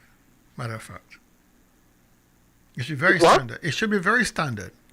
Yes. But given this testimony by the Premier, and he repeated this when he went to give the feature address for me and Motley's government, I think in 2017, he gave the correct statistics and said that 70% of all deaths are from non-communicable diseases, including renal failure. If you know the statistics and you have not put anything in place, then you're right in your assessment that the priorities are all screwed up. Yeah, it sounds very callous. To me, it sounds extremely callous, right? And it doesn't speak well to the rest of us who don't use services like that, at least, let's say not yet, to be saying, well, it's just a small number of people. It's just unfair. St. Bart's just shouldn't be tolerated. St. Bart's has a renal unit. St. Bart's. You understand what I'm telling you? St. Bart's, which is half the size of Nevis. What's the population? The population is very similar, about maybe, well, not really similar. Not similar to Nevis. The population about a couple thousand less than us, but land mass is smaller. And they have a thriving or very effective renal unit there. But I mean, when we see our neighbors at least prioritizing things like that, and that's basic for them. I mean, how do we feel boasting about anything else? But you made a point. If we're not as voters, if we're not as the civilians, the man on the street, holding them to account and demanding the kind of services that we require, then they are going to prioritize what they feel they need to prioritize and put us in the back. People need to understand, nobody going to give you anything without you dragging it from them. If you don't have a government, if you have a government that's not delivering, what do? You can't keep voting for them, for hoping for them to change. But the thing is, right? It's this party. This one issue would make other governments in other jurisdictions fall. You know. Of course. This one issue, because it speaks to competence, it speaks to caring, it speaks to priorities, and that can make a government fall. But let me ask you something, But here is different. Let me ask you something. This is serious enough in my book because it's affecting both Nevisians and Kittitians equally. Perhaps Nevis is a little worse off because you have to travel. But given the issue around the procurement, what the issues were, doesn't this demand an investigation? At the very least, you would think so. Because somebody must be culpable. Somebody must be held to account for this. A young man died and left a dependent child. Now, who is going to look after the child? Who's going to take responsibility to look after the child? Huh? It doesn't end with the death of Kelvin Fraser. Right? Look, I've looked at the services. I've used, well, not me personally, but my family have used services at the hospital down here. And I find that it's too hit and miss. It's not consistent quality. Right? Sometimes it's good, sometimes it's bad. It's our only hospital, so we have to at least recognize the efforts being made to whether improve quality or improve the institution generally, right?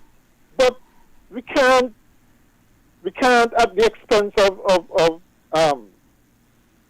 having people die and that kind of stuff, shield the people who should be accountable up there and anywhere else, even if you tie her up.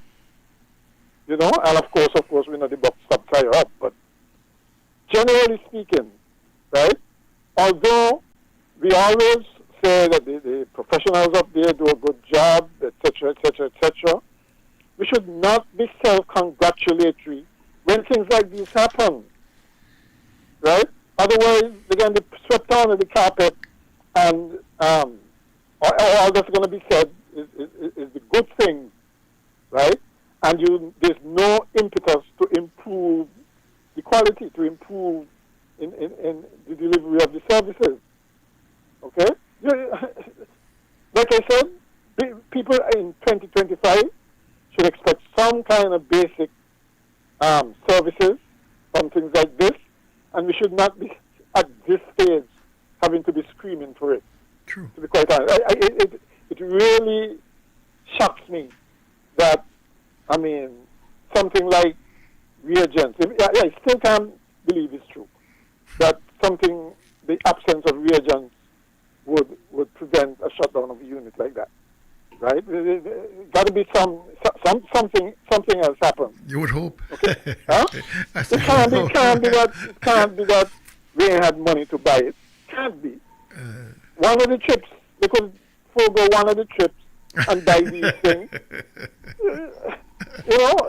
Thank you very much, caller. Okay, then. Okay.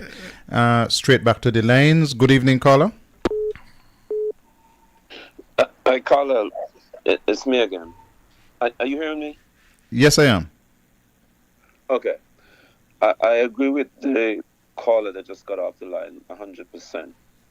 I also agree with Daly that more of these patients need to be calling in on the radio stations, whether Freedom, your show, whatever show, to speak about their experience.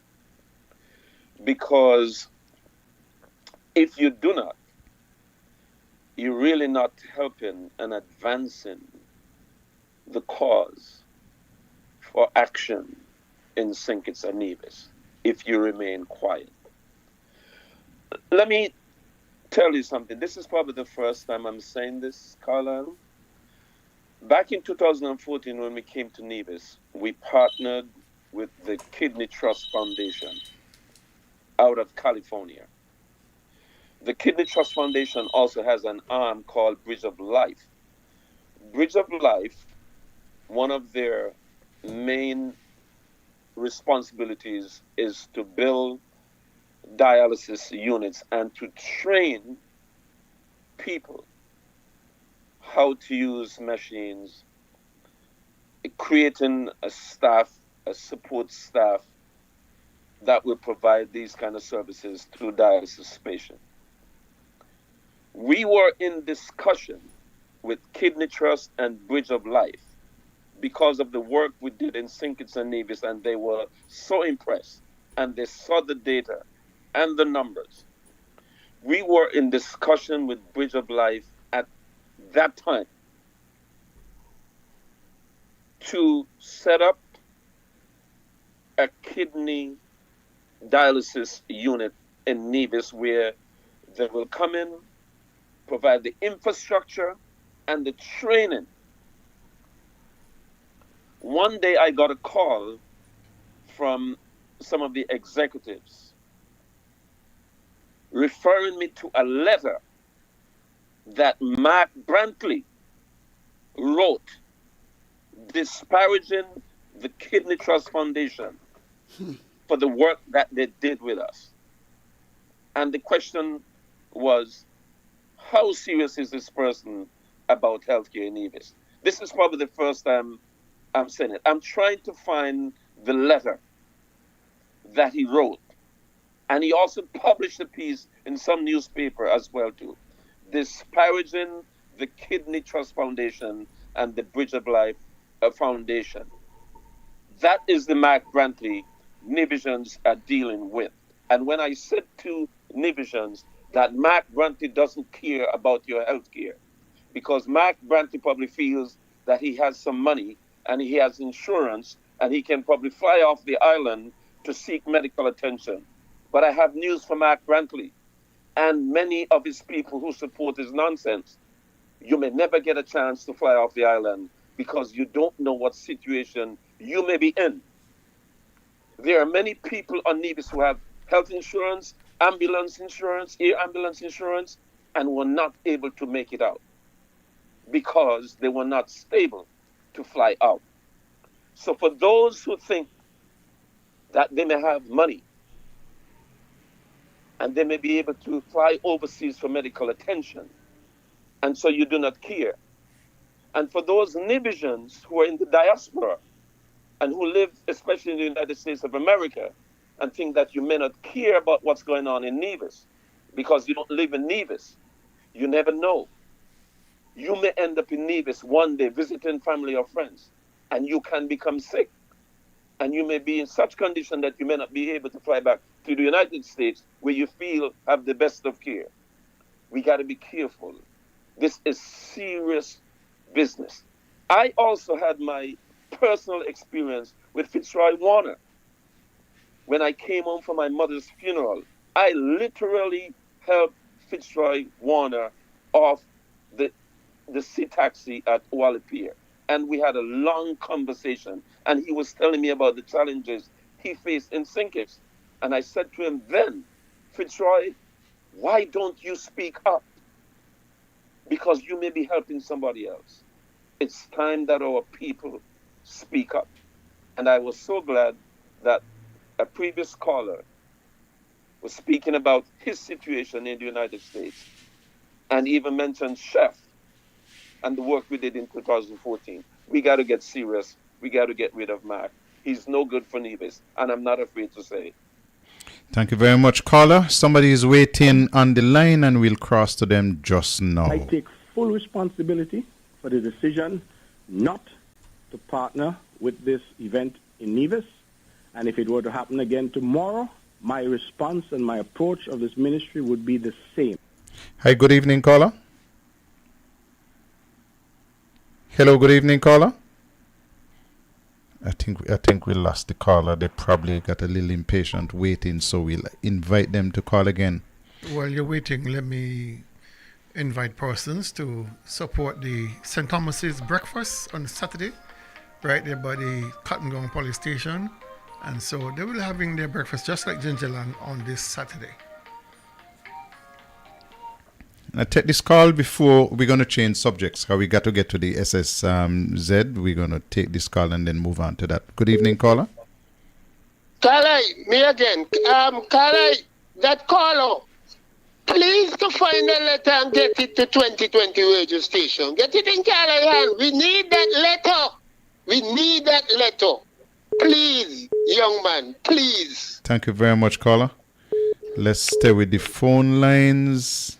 Hi, good evening, caller. Good evening, Carlisle.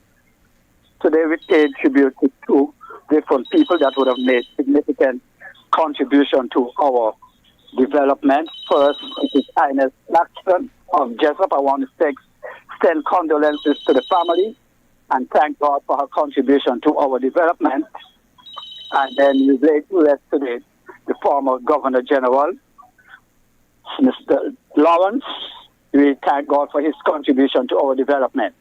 But lest we forget, when the bank was changed over, when the federal government took majority shares for the National Bank, the same time they passed legislation for it is the same time they escorted police, security forces escorted him off of the bank compound, lest we forget. Thank you ever so much. Thank you very much. I think we still have somebody holding on the phone line. The phones are hot tonight. Good evening, caller. Okay. Gentlemen, no, let me take the call. Good evening, caller. Hi, good evening, caller. I know you say you wanted to get out this topic quick, but yeah, you remember the story about the hello? I'm hearing you. Go ahead. Okay.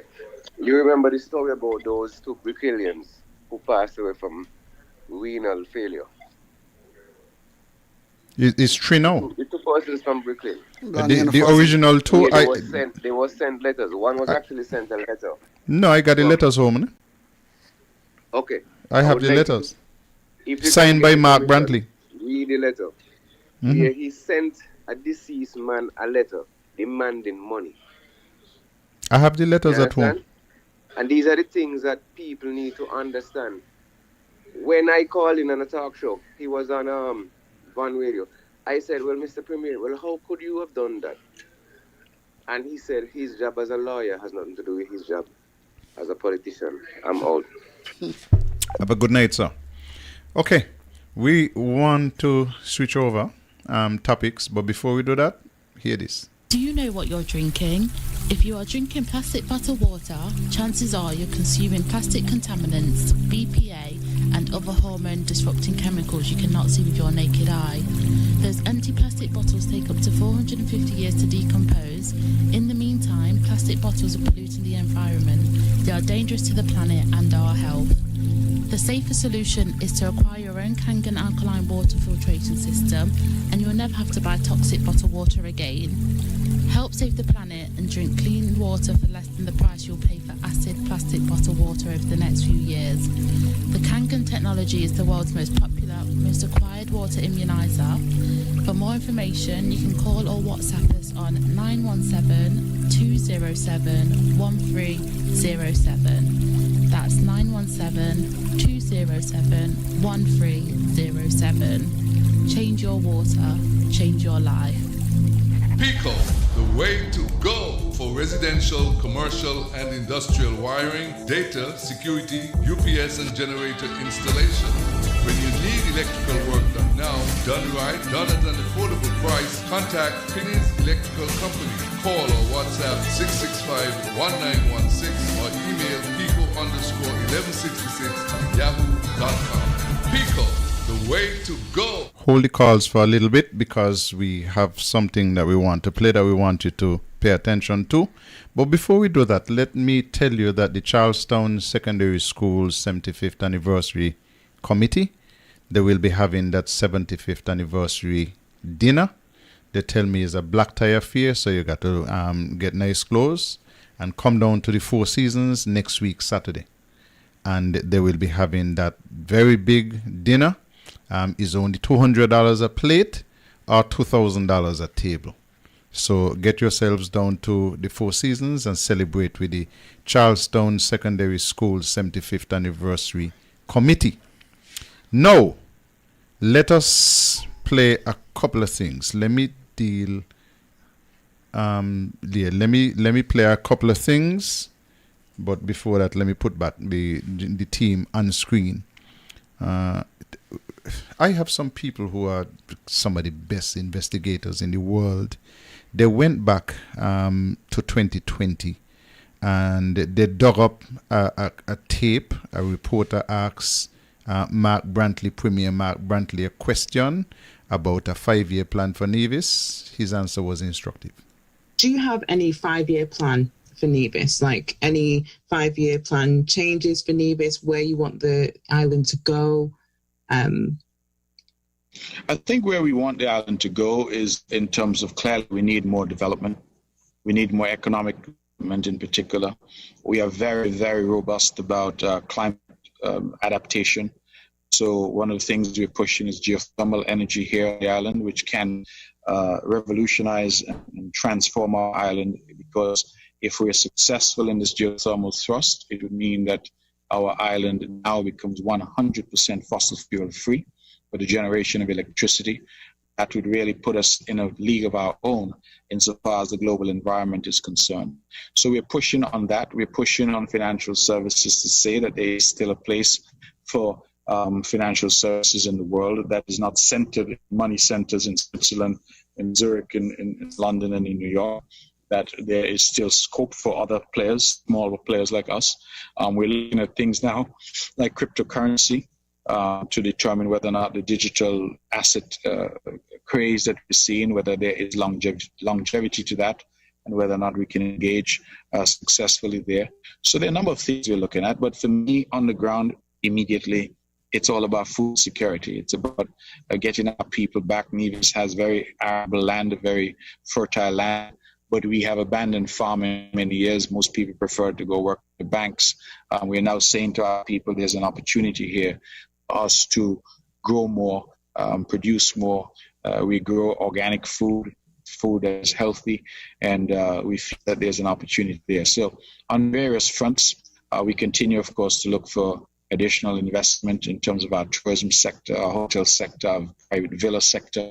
That has been growing nicely, and we're hopeful that that will continue to grow. But then again, we're a small island, and one of the taglines for Nevis is Nevis naturally. And we really do not want to get to a stage where we overbuild or overdevelop. We do not want to lose that thing, that je ne sais quoi, that makes Nevis so very special. And so for us, it's also important to strike the right balance between development and our environment to ensure that Nevis naturally tagline, that we live up to that which has really made us unique and special in the entire Caribbean. I like to say that Nevis is how the Caribbean used to be. Nevis is how the Caribbean used to be. It takes us to a bygone age. Mark Brantley reminds me of a child in a diaper that eats and shits. You throw away the diaper. It's time we throw away Mark Brantley. It's 2020 and he's talking about a 5-year plan for Nevis. And you could see that he was caught unprepared. Because up to now he has not answered the question about his 5-year plan for Nevis. Geothermal, financial services, crypto. Daily, I saw your eyes open when you heard crypto. You see how long you're dealing with these Bitcoin people? Crypto, food security, hotel. He started the hospital in 2017. He didn't remember to mention health services. He didn't remember to mention the airport. He didn't remember to mention water. And he certainly didn't have the SSZ on his mind at that time. Gentlemen, I'm going to play this, and if I play this, it means that we're going to have to do overtime. Today, we're taking a deep dive into a huge, and I mean huge, development project on the tiny Caribbean island of Nevis. It's a plan that has kicked up an absolute firestorm of controversy. And really, this whole story boils down to one massive question. When a project this big lands on your doorstep, promising incredible wealth, but also, irreversible change, what does that actually mean for the people who call that island home? Let's unpack this. Okay, first up, let's just lay out the basic facts. What exactly is this project they're calling Destiny City? So officially, it's a Special Settlement Zone, or SSZ for short. And it's planned for the southeast coast of the island, a big stretch of land from Long Point right up to the slopes of Saddle Hill. The simple version? It's a designated area for a massive wave of new residents. And when I say new residents, I'm not kidding. The proposal is talking about bringing in 10,000 new settlers. Now, to put that in perspective, the entire population of Nevis right now is only about 12,000 people. So this would almost double the number of people on the island overnight. The physical size of this project is just as staggering. It's set to cover 6 square miles of land. The whole island of Nevis is only 36 square miles. We're talking about a significant chunk of the entire country. And listen, this isn't just some empty patch of land. This project directly impacts the properties of more than 300 local Nevisian landowners. Now, according to critics, the island's premier has described this area as barren, a word choice that, as you can imagine, has become a real flashpoint in this whole debate. So who is actually behind a plan this ambitious? Well, it really comes down to 2 very different and very powerful people. On one side of the table, you have Premier Mark Brantley. He's the political leader of Nevis, and he's the one really pushing this project. And on the other side, that's where the money is. Roger Ver, a famous early investor in cryptocurrency who, it's worth noting, became a citizen of St. Kitts and Nevis way back in 2014. And this right here really lays out the whole dynamic, doesn't it? You have the official government of Nevis, and then you have a single investor whose personal net worth is estimated to be 60, that's 60, times the entire GDP of the island. The scale of the financial power here is just mind-boggling. To really get what that means, you have to look at the island's situation. The Nevis government is staring down a $600 million debt. That's a huge weight. And big projects they want, like a $140 million airport or a $50 million hospital expansion, well, they seem completely out of reach. So when critics say that Roger Ver could, in theory, pay for all of it without even blinking, you start to see the incredible imbalance of power and, frankly, the immense temptation that's on the table. Now, with that kind of money being waved around, you'd think this would be a slam dunk, right? An easy sell. But it's not. Not even close. So why is this project stirring up so much controversy? Let's get into it. I mean, listen to how opponents are framing this. For them, this isn't a lifeline. It's seen as an existential threat. This phrase, Destiny City, the death of Nevis, has become this powerful rallying cry that just perfectly captures how intense the opposition is.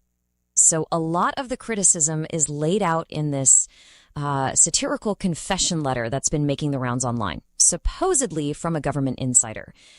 And it claims that this is a settlement, not a development. What's the difference? Well, it argues the focus is just on building houses, not on creating real long-term jobs for the people already there. And here's where it gets really sticky. One of the biggest accusations is that the government is being dishonest with the public. Critics are saying the premier keeps comparing this project to a successful zone in the Cayman Islands to basically make it sound better and more legitimate than it really is. So what's the big deal with that comparison? Well, here it is. The Cayman model is a special economic zone, an SEZ.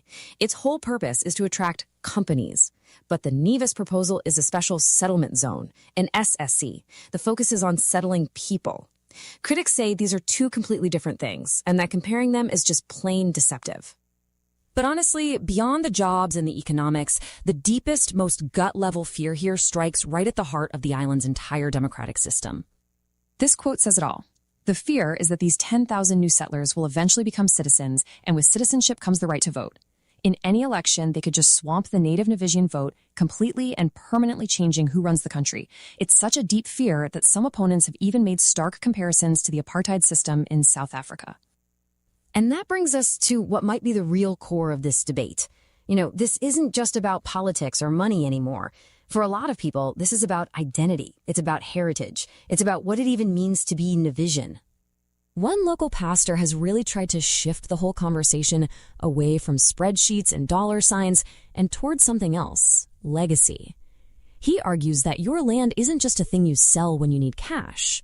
No, it's an inheritance. It's your birthright, something you're supposed to protect for the generations that come after you. And he captures that warning with this powerful biblical reference. The mess of pottage is about trading something priceless, your heritage, for a quick, easy meal because you're desperate. He's saying that leaders should be teaching people how to build an empire with what they have, not encouraging them to sell it off for scraps. So, when you put all of this together, it's pretty clear that Nevis is standing at a massive crossroads. It's facing a fundamental choice about what kind of future it wants. On one hand, you have the promise, right? A future with no crippling debt, a modern new airport, a top-notch hospital. But on the other hand, you have what many see as the peril, losing control of your own government, watching your culture get washed away, and forever changing the society your ancestors built. It's a deal that one critic flat out called slavery for us. And that really leaves us with this final hanging question, because the story isn't just about a development deal. It's about power, it's about identity, and it's about the very soul of a nation. So when a people's birthright goes head-to-head with a billionaire's grand vision, who gets to write the next chapter? Daily, who gets to write the next chapter? And the Premier is trying his best to put some distance between him and Roger Ver and the project and Roger Ver. But I'm not convinced that he is not involved. Well, for obvious reasons, Roger Ver cannot be out front. He would be suicidal because he's facing charges in the U.S. about tax fraud, tax evasion. So it's understandable why he's in the background, and it's understandable why Brantley doesn't want to have him up front. That's just common sense. But I think the article or the presentation has hit all of the right triggers to have a conversation. I see no fault there. The economic answer, the economic argument being made by Brantley that this is going to be so lucrative for Nevisians, you're going to create jobs, you're going to add money to the treasury. If this is indeed what we suspect to be a cryptocurrency settlement, how do you tax crypto? It's a huge problem. All right, and so I don't think we are not seeing the bottom of this conversation yet. Good evening, caller.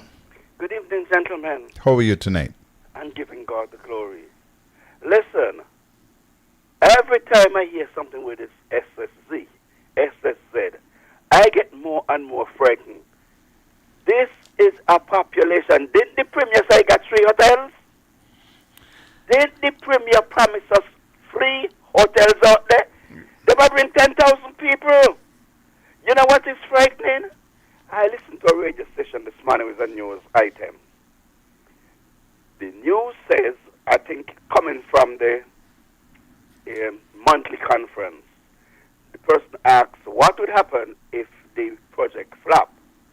And the Premier said that the company would have to pay Nevis $75 million.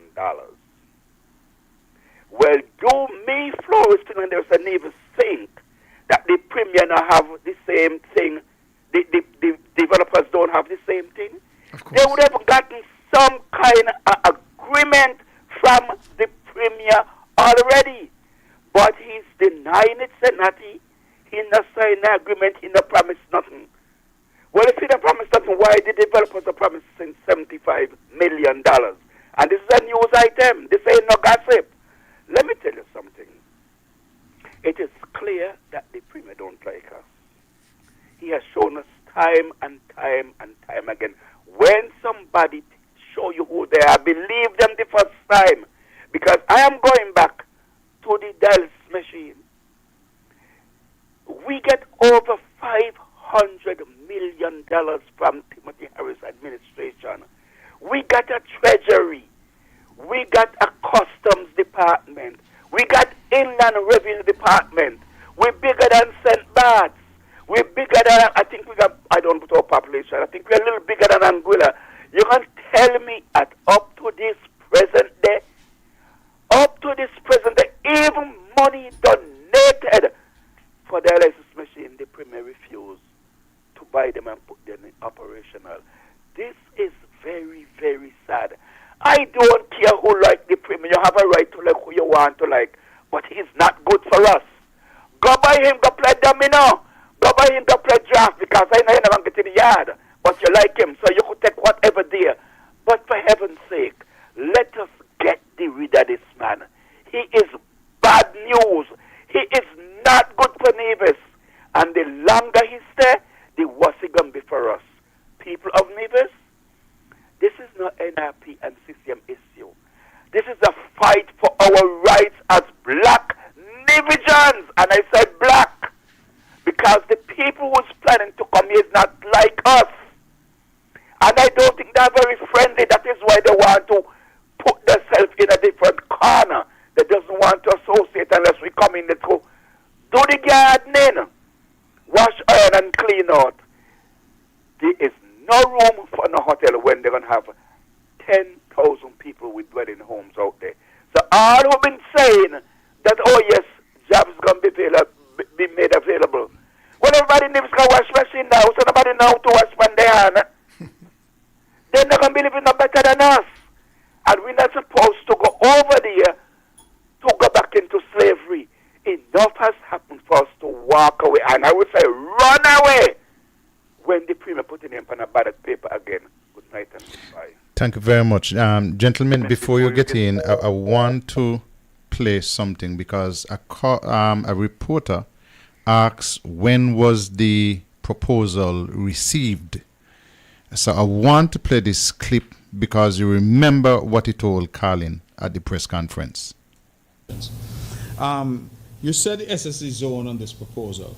So I made a speech on the 25th of August, and I indicated in that speech that we now had a formal proposal before us that we were considering.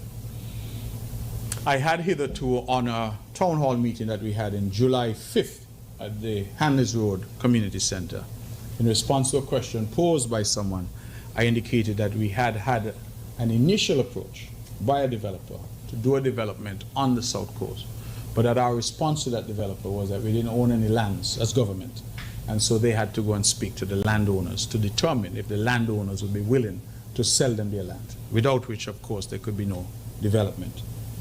And so we have always known that a development was proposed. When I say always, in terms of since the talk started, about this prospect of a development. In fact, I believe I would have met with this developer for the first time and learned who he was in June or thereabouts of 2024. Hey. But I feel, Mr. George, that as the Premier of this island, I must engage not in rumors and speculation, but in fact. And I was reluctant, and I remain reluctant, to engage in a conversation about what if and what might be, as opposed to engage in a conversation about what I have in front of me. Now, these individuals would have had a preliminary conversation with us, and as I said, we would have said what we said to them about not owning land, but we also said to them to go and speak to stakeholders on the island. We directed them to planning. For example, we directed them to various stakeholders. We said, go have some conversations, see if you can, by those conversations, inform yourself as to what it is you want to do and how you can go about doing it. And so all of that would have been a prelude to a formal application that would have come to us. I would say we got that formal application. I don't have a date in front of me, but it would have been sometime in, I would want to say it would have been sometime in August or thereabouts, perhaps late July. I don't, but I can check on that for you in terms of when they said, well, okay. And I would just say that the conversations have been ongoing, but the developers were of a view that they really could not submit anything to us until they had secured sufficient land to do a project. And that again is understandable. So there's a raging debate, as you say, about when and who knew what and whatever. But people need to understand that conversations that may be occurring are not necessarily a proposal that has come. You can meet me, Mr. George, and we have a nice chat down the road, and you tell me you want to do a poultry farm, and we have a chat. But you don't submit a proposal until a year later to do your poultry farm. So, should I, after you and I have a chat down at the bar about your poultry farm, go out and say in my press conference, Mr. George is going to do a poultry farm, can you tell me so down by the bar? Or should I wait until I have a proposal from you that I have in front of me that I can then say, Mr. George has submitted a proposal for a poultry farm? Some may say that the minute you tell me so down at the bar, I should go and talk about it. That is not my style, and that is not my approach to governance. I think that's reckless. But that seems to be what is fueling this whole discussion. I think at the end of the day, that discussion is what I would call a red herring that has absolutely nothing to do with the development and whether or not we move forward. And I've made the commitments that I've made, not only to include the opposition so they have actual information. One of the difficulties that we experience in Nevis is that the opposition, the leader of the main opposition party, said recently that the people need information. I agree. She then went on to say when people don't have information, they will essentially make it up. That I don't agree with. Because what has been happening is that people are saying, I don't know, but, and then they start to tell you all that is supposed to happen. And it's all negative. And they paint all kinds of scenarios. And that is what they've been up to.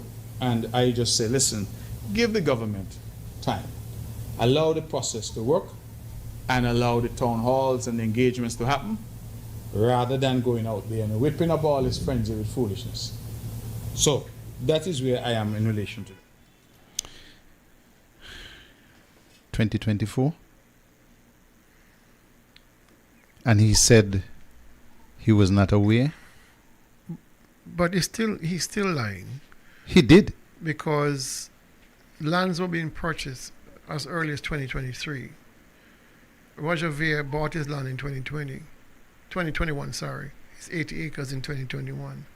Roger Ver wouldn't have bought his 80 acres without some acknowledgement of a project unfolding on Nevis. That is 2021. So if he bought his land, I think it was June or July of 2021, he would have been making forays into that project development before 2021.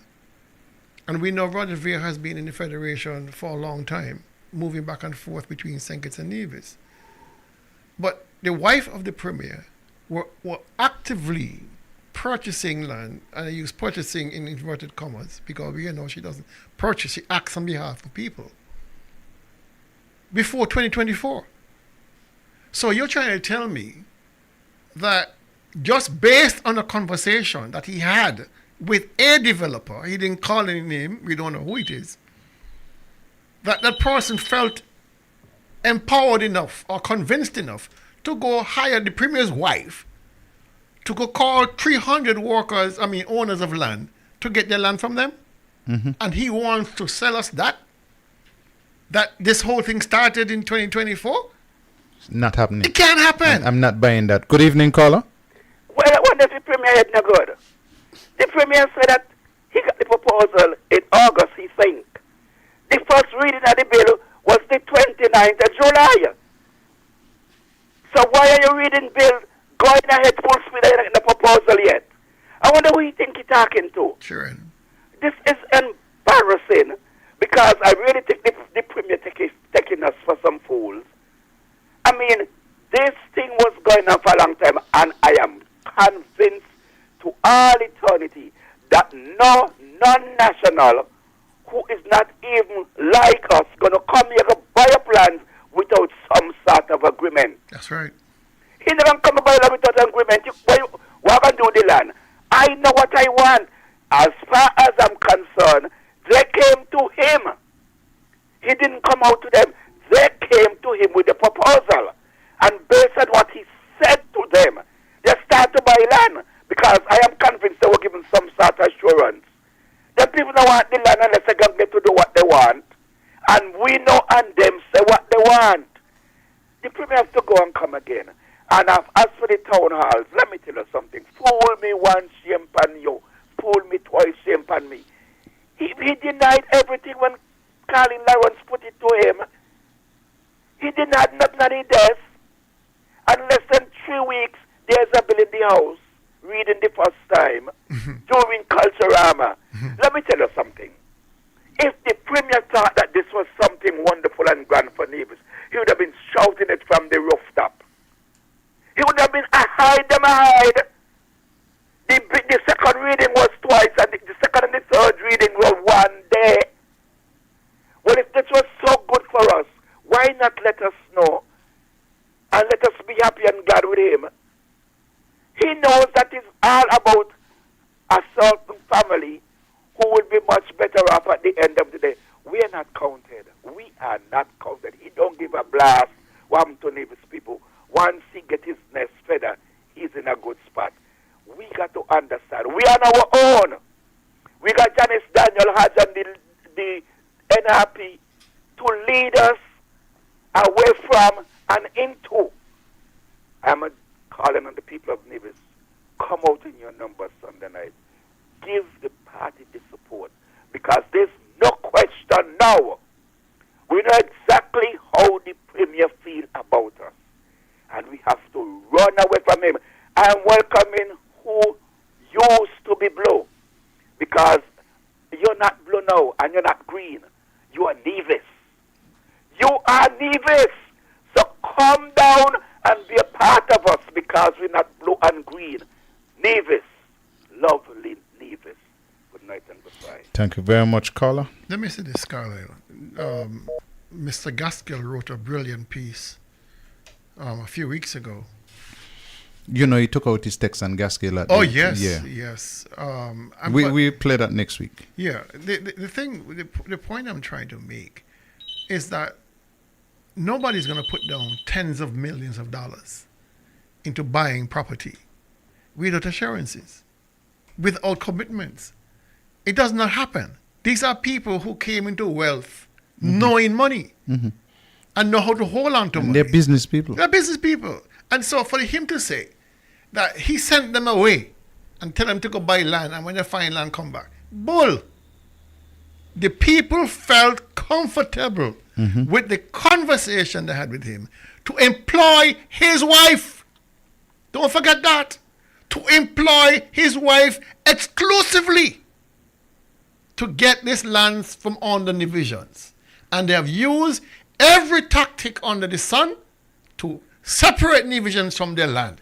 He himself, the Premier himself, were calling and texting people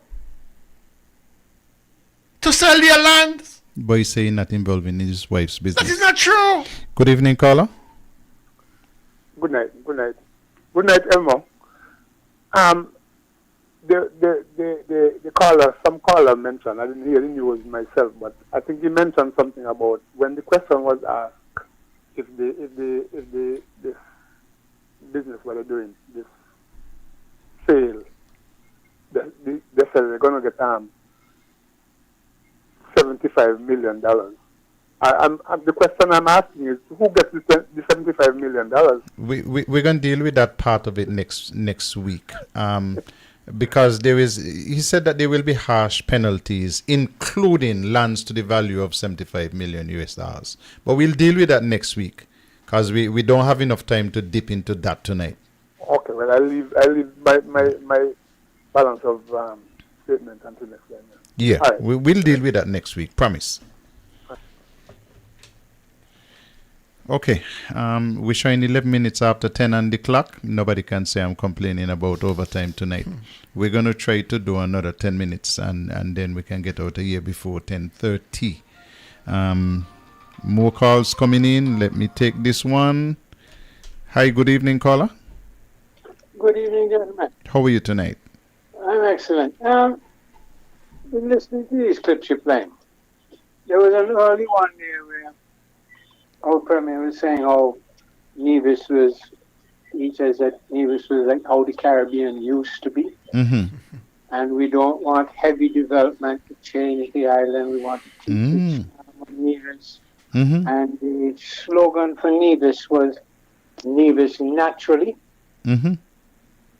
There is something I wonder why they changed it from Nevis naturally. I wonder if it's because of this heavy development.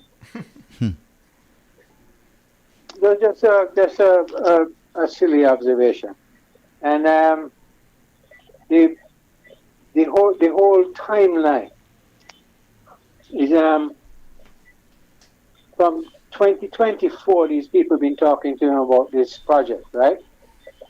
Which is for a special zone. Well, he had these discussions in 2024. I wonder who was pushing the SSC bill in the federal parliament. Because without the SSZ bill, you can't have a special zone. But he was having he said he was having conversations from 2024. So I'm just wondering who is the individual who pushed this to the fore and persuaded the Attorney General's office and the Prime Minister to take it to Parliament. And who seconded it in Parliament? Good question. Well, that's all. Yeah. Good night, gentlemen. Thank you very much. You see, the concern the Premier raised in the 2020 interview that, it's Nevis is the way the Caribbean used to be. Mr. Premier, when you bring in 10,000 extra people and put them out there in this special zone, you still maintain that Nevis will be the way the Caribbean used to be? Listen, the Premier is reacting to his own failure. What we are seeing in the SSZ situation is the Premier reacting to his own failure. Because he has recognized that everything that he wanted or planned to do in terms of tourism and economic development and finance and all that has failed. This is a Hail Mary. If persons are familiar with American football, it's a Hail Mary pass. Time running out, you got 2 seconds on the clock. And the offense is coming down the field and you throw 80 yards throw, hoping that your side will catch it. It's a Hail Mary pass. This is the Premier's Hail Mary. He's hoping that this SSZ would rescue his premiership, because his premiership has failed the people of Nevis. Badly. All the major projects he had started, can't finish, money running out. Embarrassing. And he tells me, even in all that embarrassment, there must be some conscience on there, because he's trying this on us to rescue his premiership. And people must understand this is all about him trying to keep relevant in the realm of politics in this country. He has failed. And whatever he sees in the SSZ, he sees in a way that it is rescuing his premiership. And it doesn't hurt to earn a couple $2 million on the side. So he has been sold a bag of goods by the developers to say to you, Mr. Premier, we can save your premiership for you. We can bring in the monies you need for the airport and the hospital and whatever else you need. You can lean on us. Just give us the land over there. Give us the legal framework, the SSZ Act. Give us that and we're good to go. We are going to be partners with you on this. And so he, knowing fully well what these people are all about, he's willing to sacrifice that to save his own self. He's willing to sacrifice the people of Nevis to sacrifice to save his premiership. These are the two parts of the equation. The people of Nevis, in the long run, going to be the water carriers, landless. But over here, he is saving his premiership. I mean, at what point do you say, boy, I've done my best and I can't do no more? Let me enjoy me couple millions and ride off in the sunset. Give somebody else a shot. But it ain't going to happen because he is not of that type. He's going to have to be dragged screaming from that office. He's going to have to be voted out, viciously voted out, for him to understand that he crossed that dreaded line of trying to separate Nevisians from their land to save his own self. This is all about him saving himself. And that's the most upsetting part of it. That you're willing to prostitute yourself to save, to make sure you stay relevant in the Nevisian politics. And he has been assisted by the Prime Minister of St. Kitts and Nevis. He's been assisted in that because in Mark Brantley, the Prime Minister sees an ally. The Prime Minister sees money to help him with this flailing CBI inflows. They've agreed among themselves to separate Nevisians from their land by creating this SSZ and try to frame it as development. This is not development. This is settlement. This is settlement. If you read the literature from Destiny City, it tells you exactly what is to come. These are their words, their project, their documentation. This is not Kelvin Daly or Tulu Weeks or Carlisle Powell. It's them saying what they want. That they want an autonomous zone with their own borders, their own zone laws. That is what they said they want. This has nothing to do with no hotel development. No 3 hotels, no 5-star, no nothing like that. This is housing for 10 100,000 settlers on Nevis. And people must realize that this is what it is all about. They have traded us. They have betrayed us here in this country. Mark Brantley and the AG and the Prime Minister, they betrayed the people of Nevis to save the Premier. This is sacrilegious. We'll take our final phone call for the night. Good evening, caller. Good evening again. Once again, two quick things.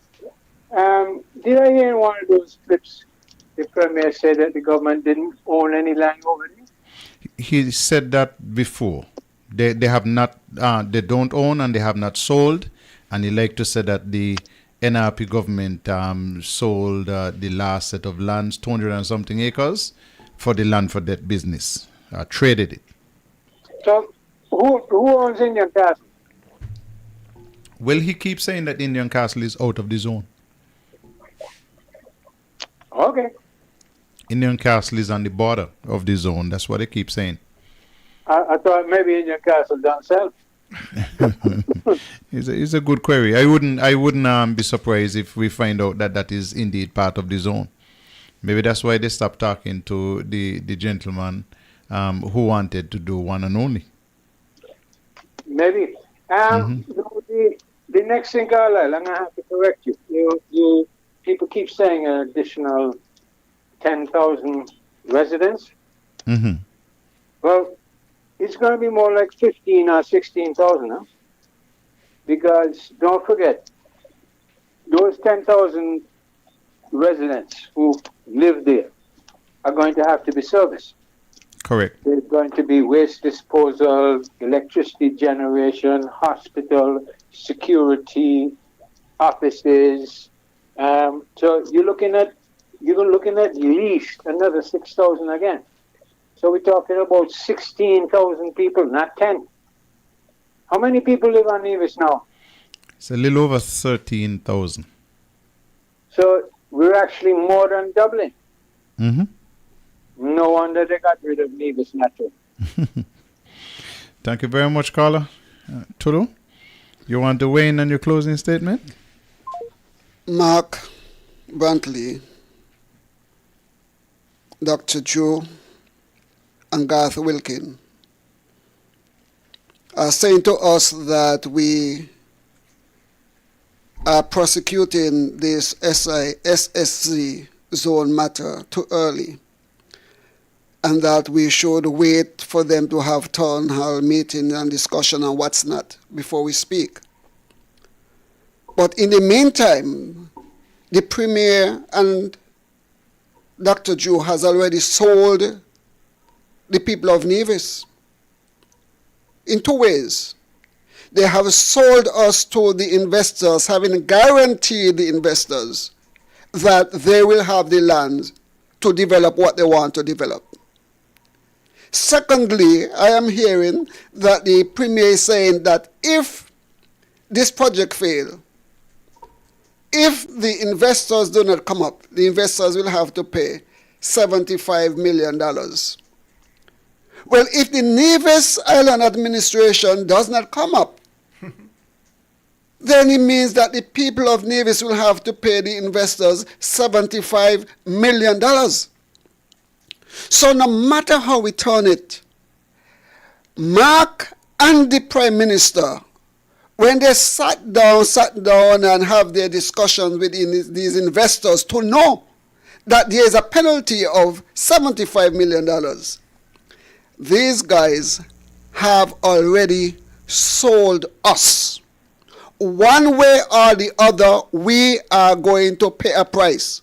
We'll either pay the price of giving up our lands and therefore giving up the power that we have, or we will have to pay them $75 million or maybe more that we don't have. People, listen carefully. We have been sold. Good night. Let me tell you about the convention again, because I am sure that Dr. Daly could find another minute or two for a closing statement. But let me play the convention ad again.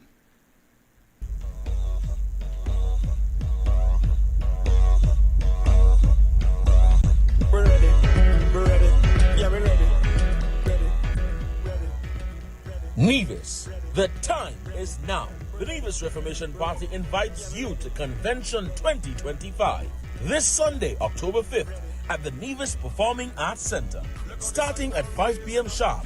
Come and be a part of a movement that is securing our present and building our future.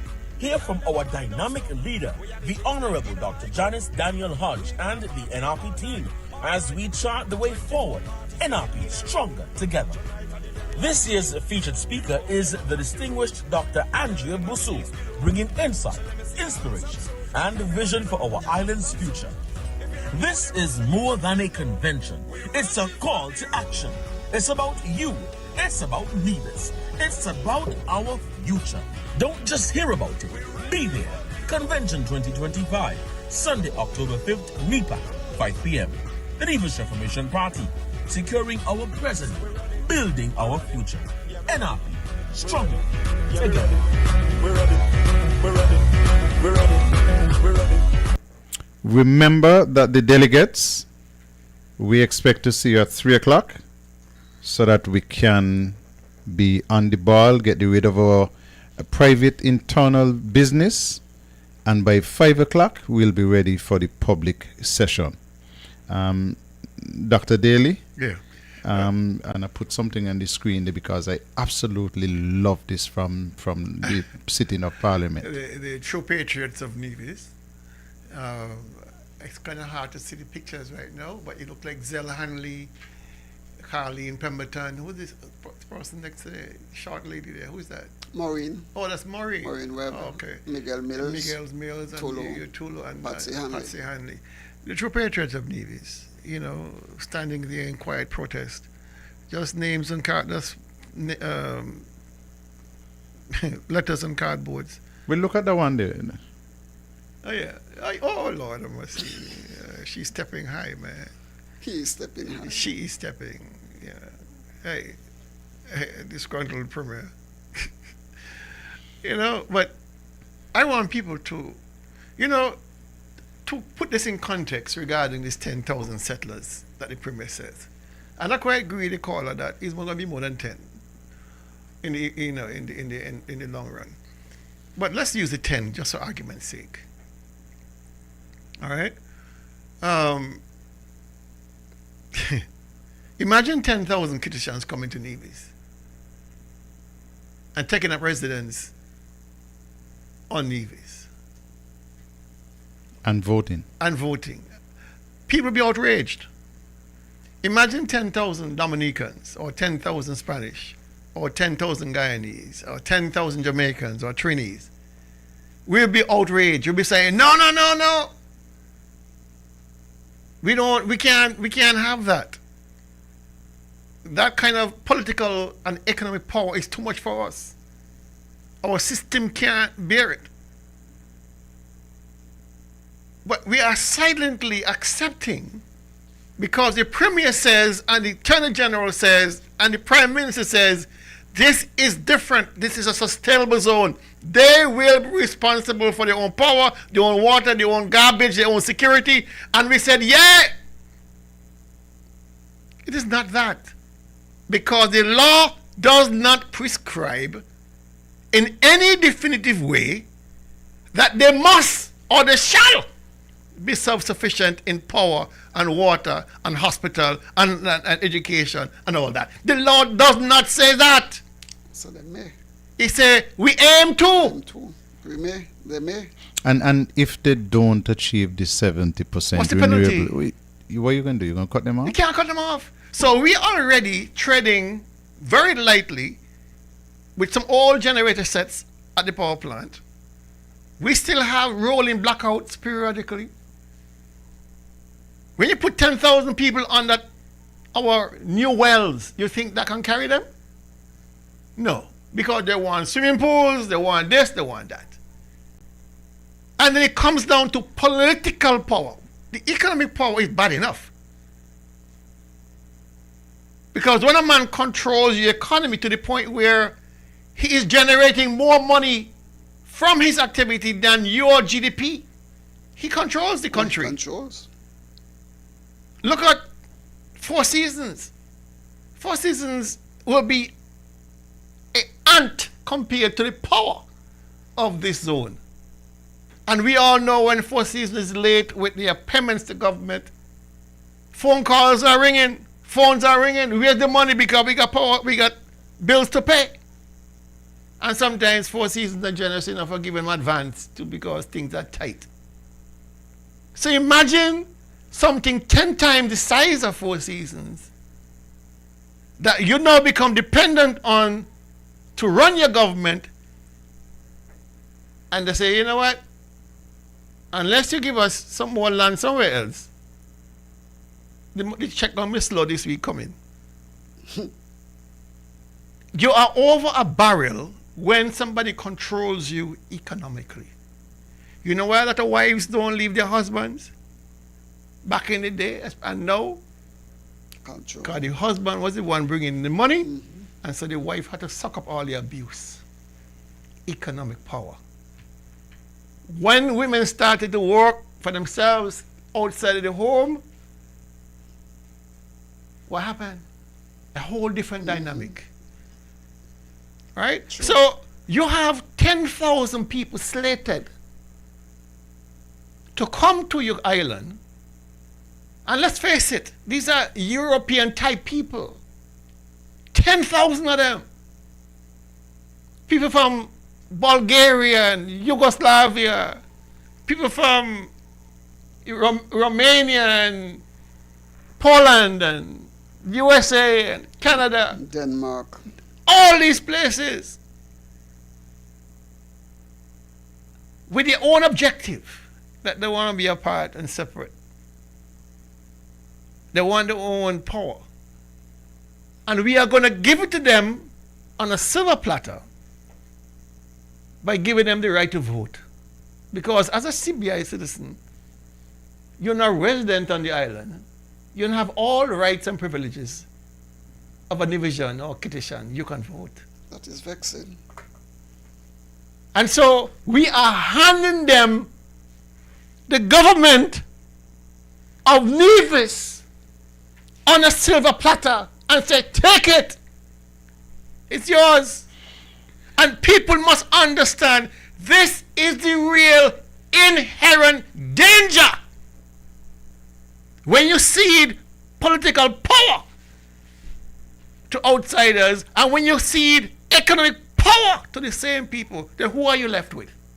What are you left with? We don't understand this is the end of Nevis.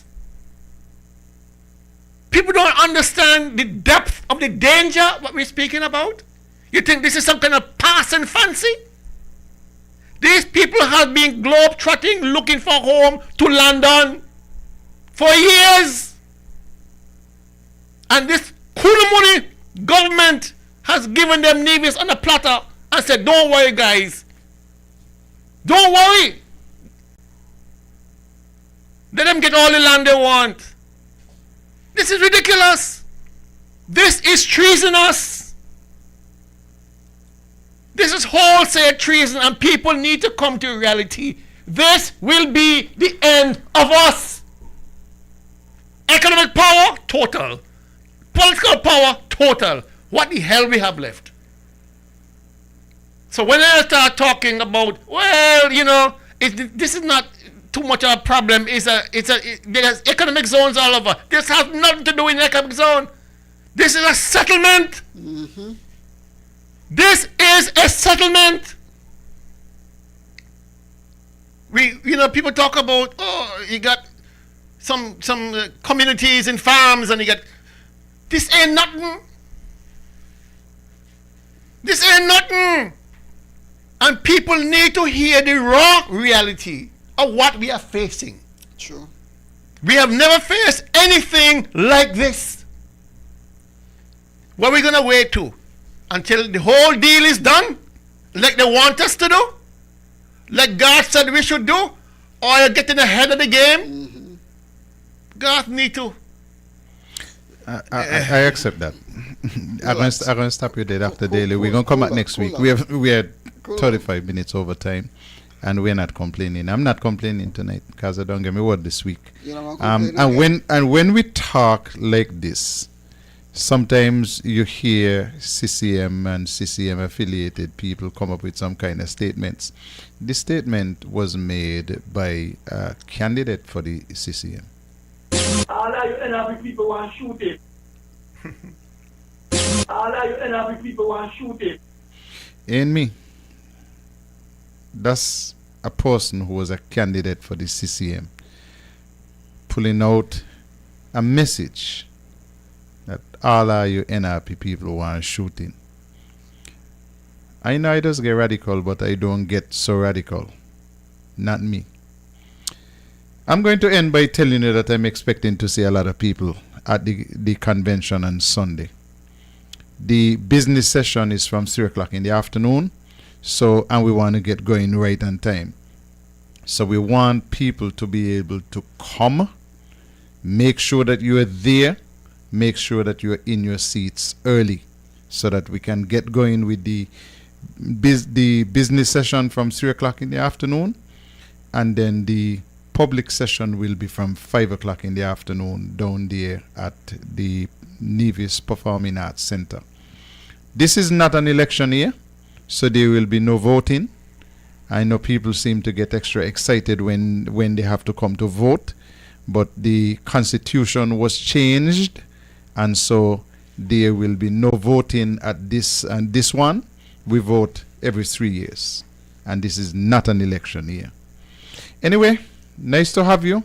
Looking forward to seeing you on Sunday, and we'll be back next week on Thursday with more from Tell Me. See you next week.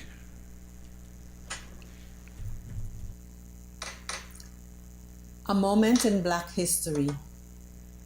Dr. Manly West, a pharmacologist known for his pioneering work in the development of medicine from the marijuana plant,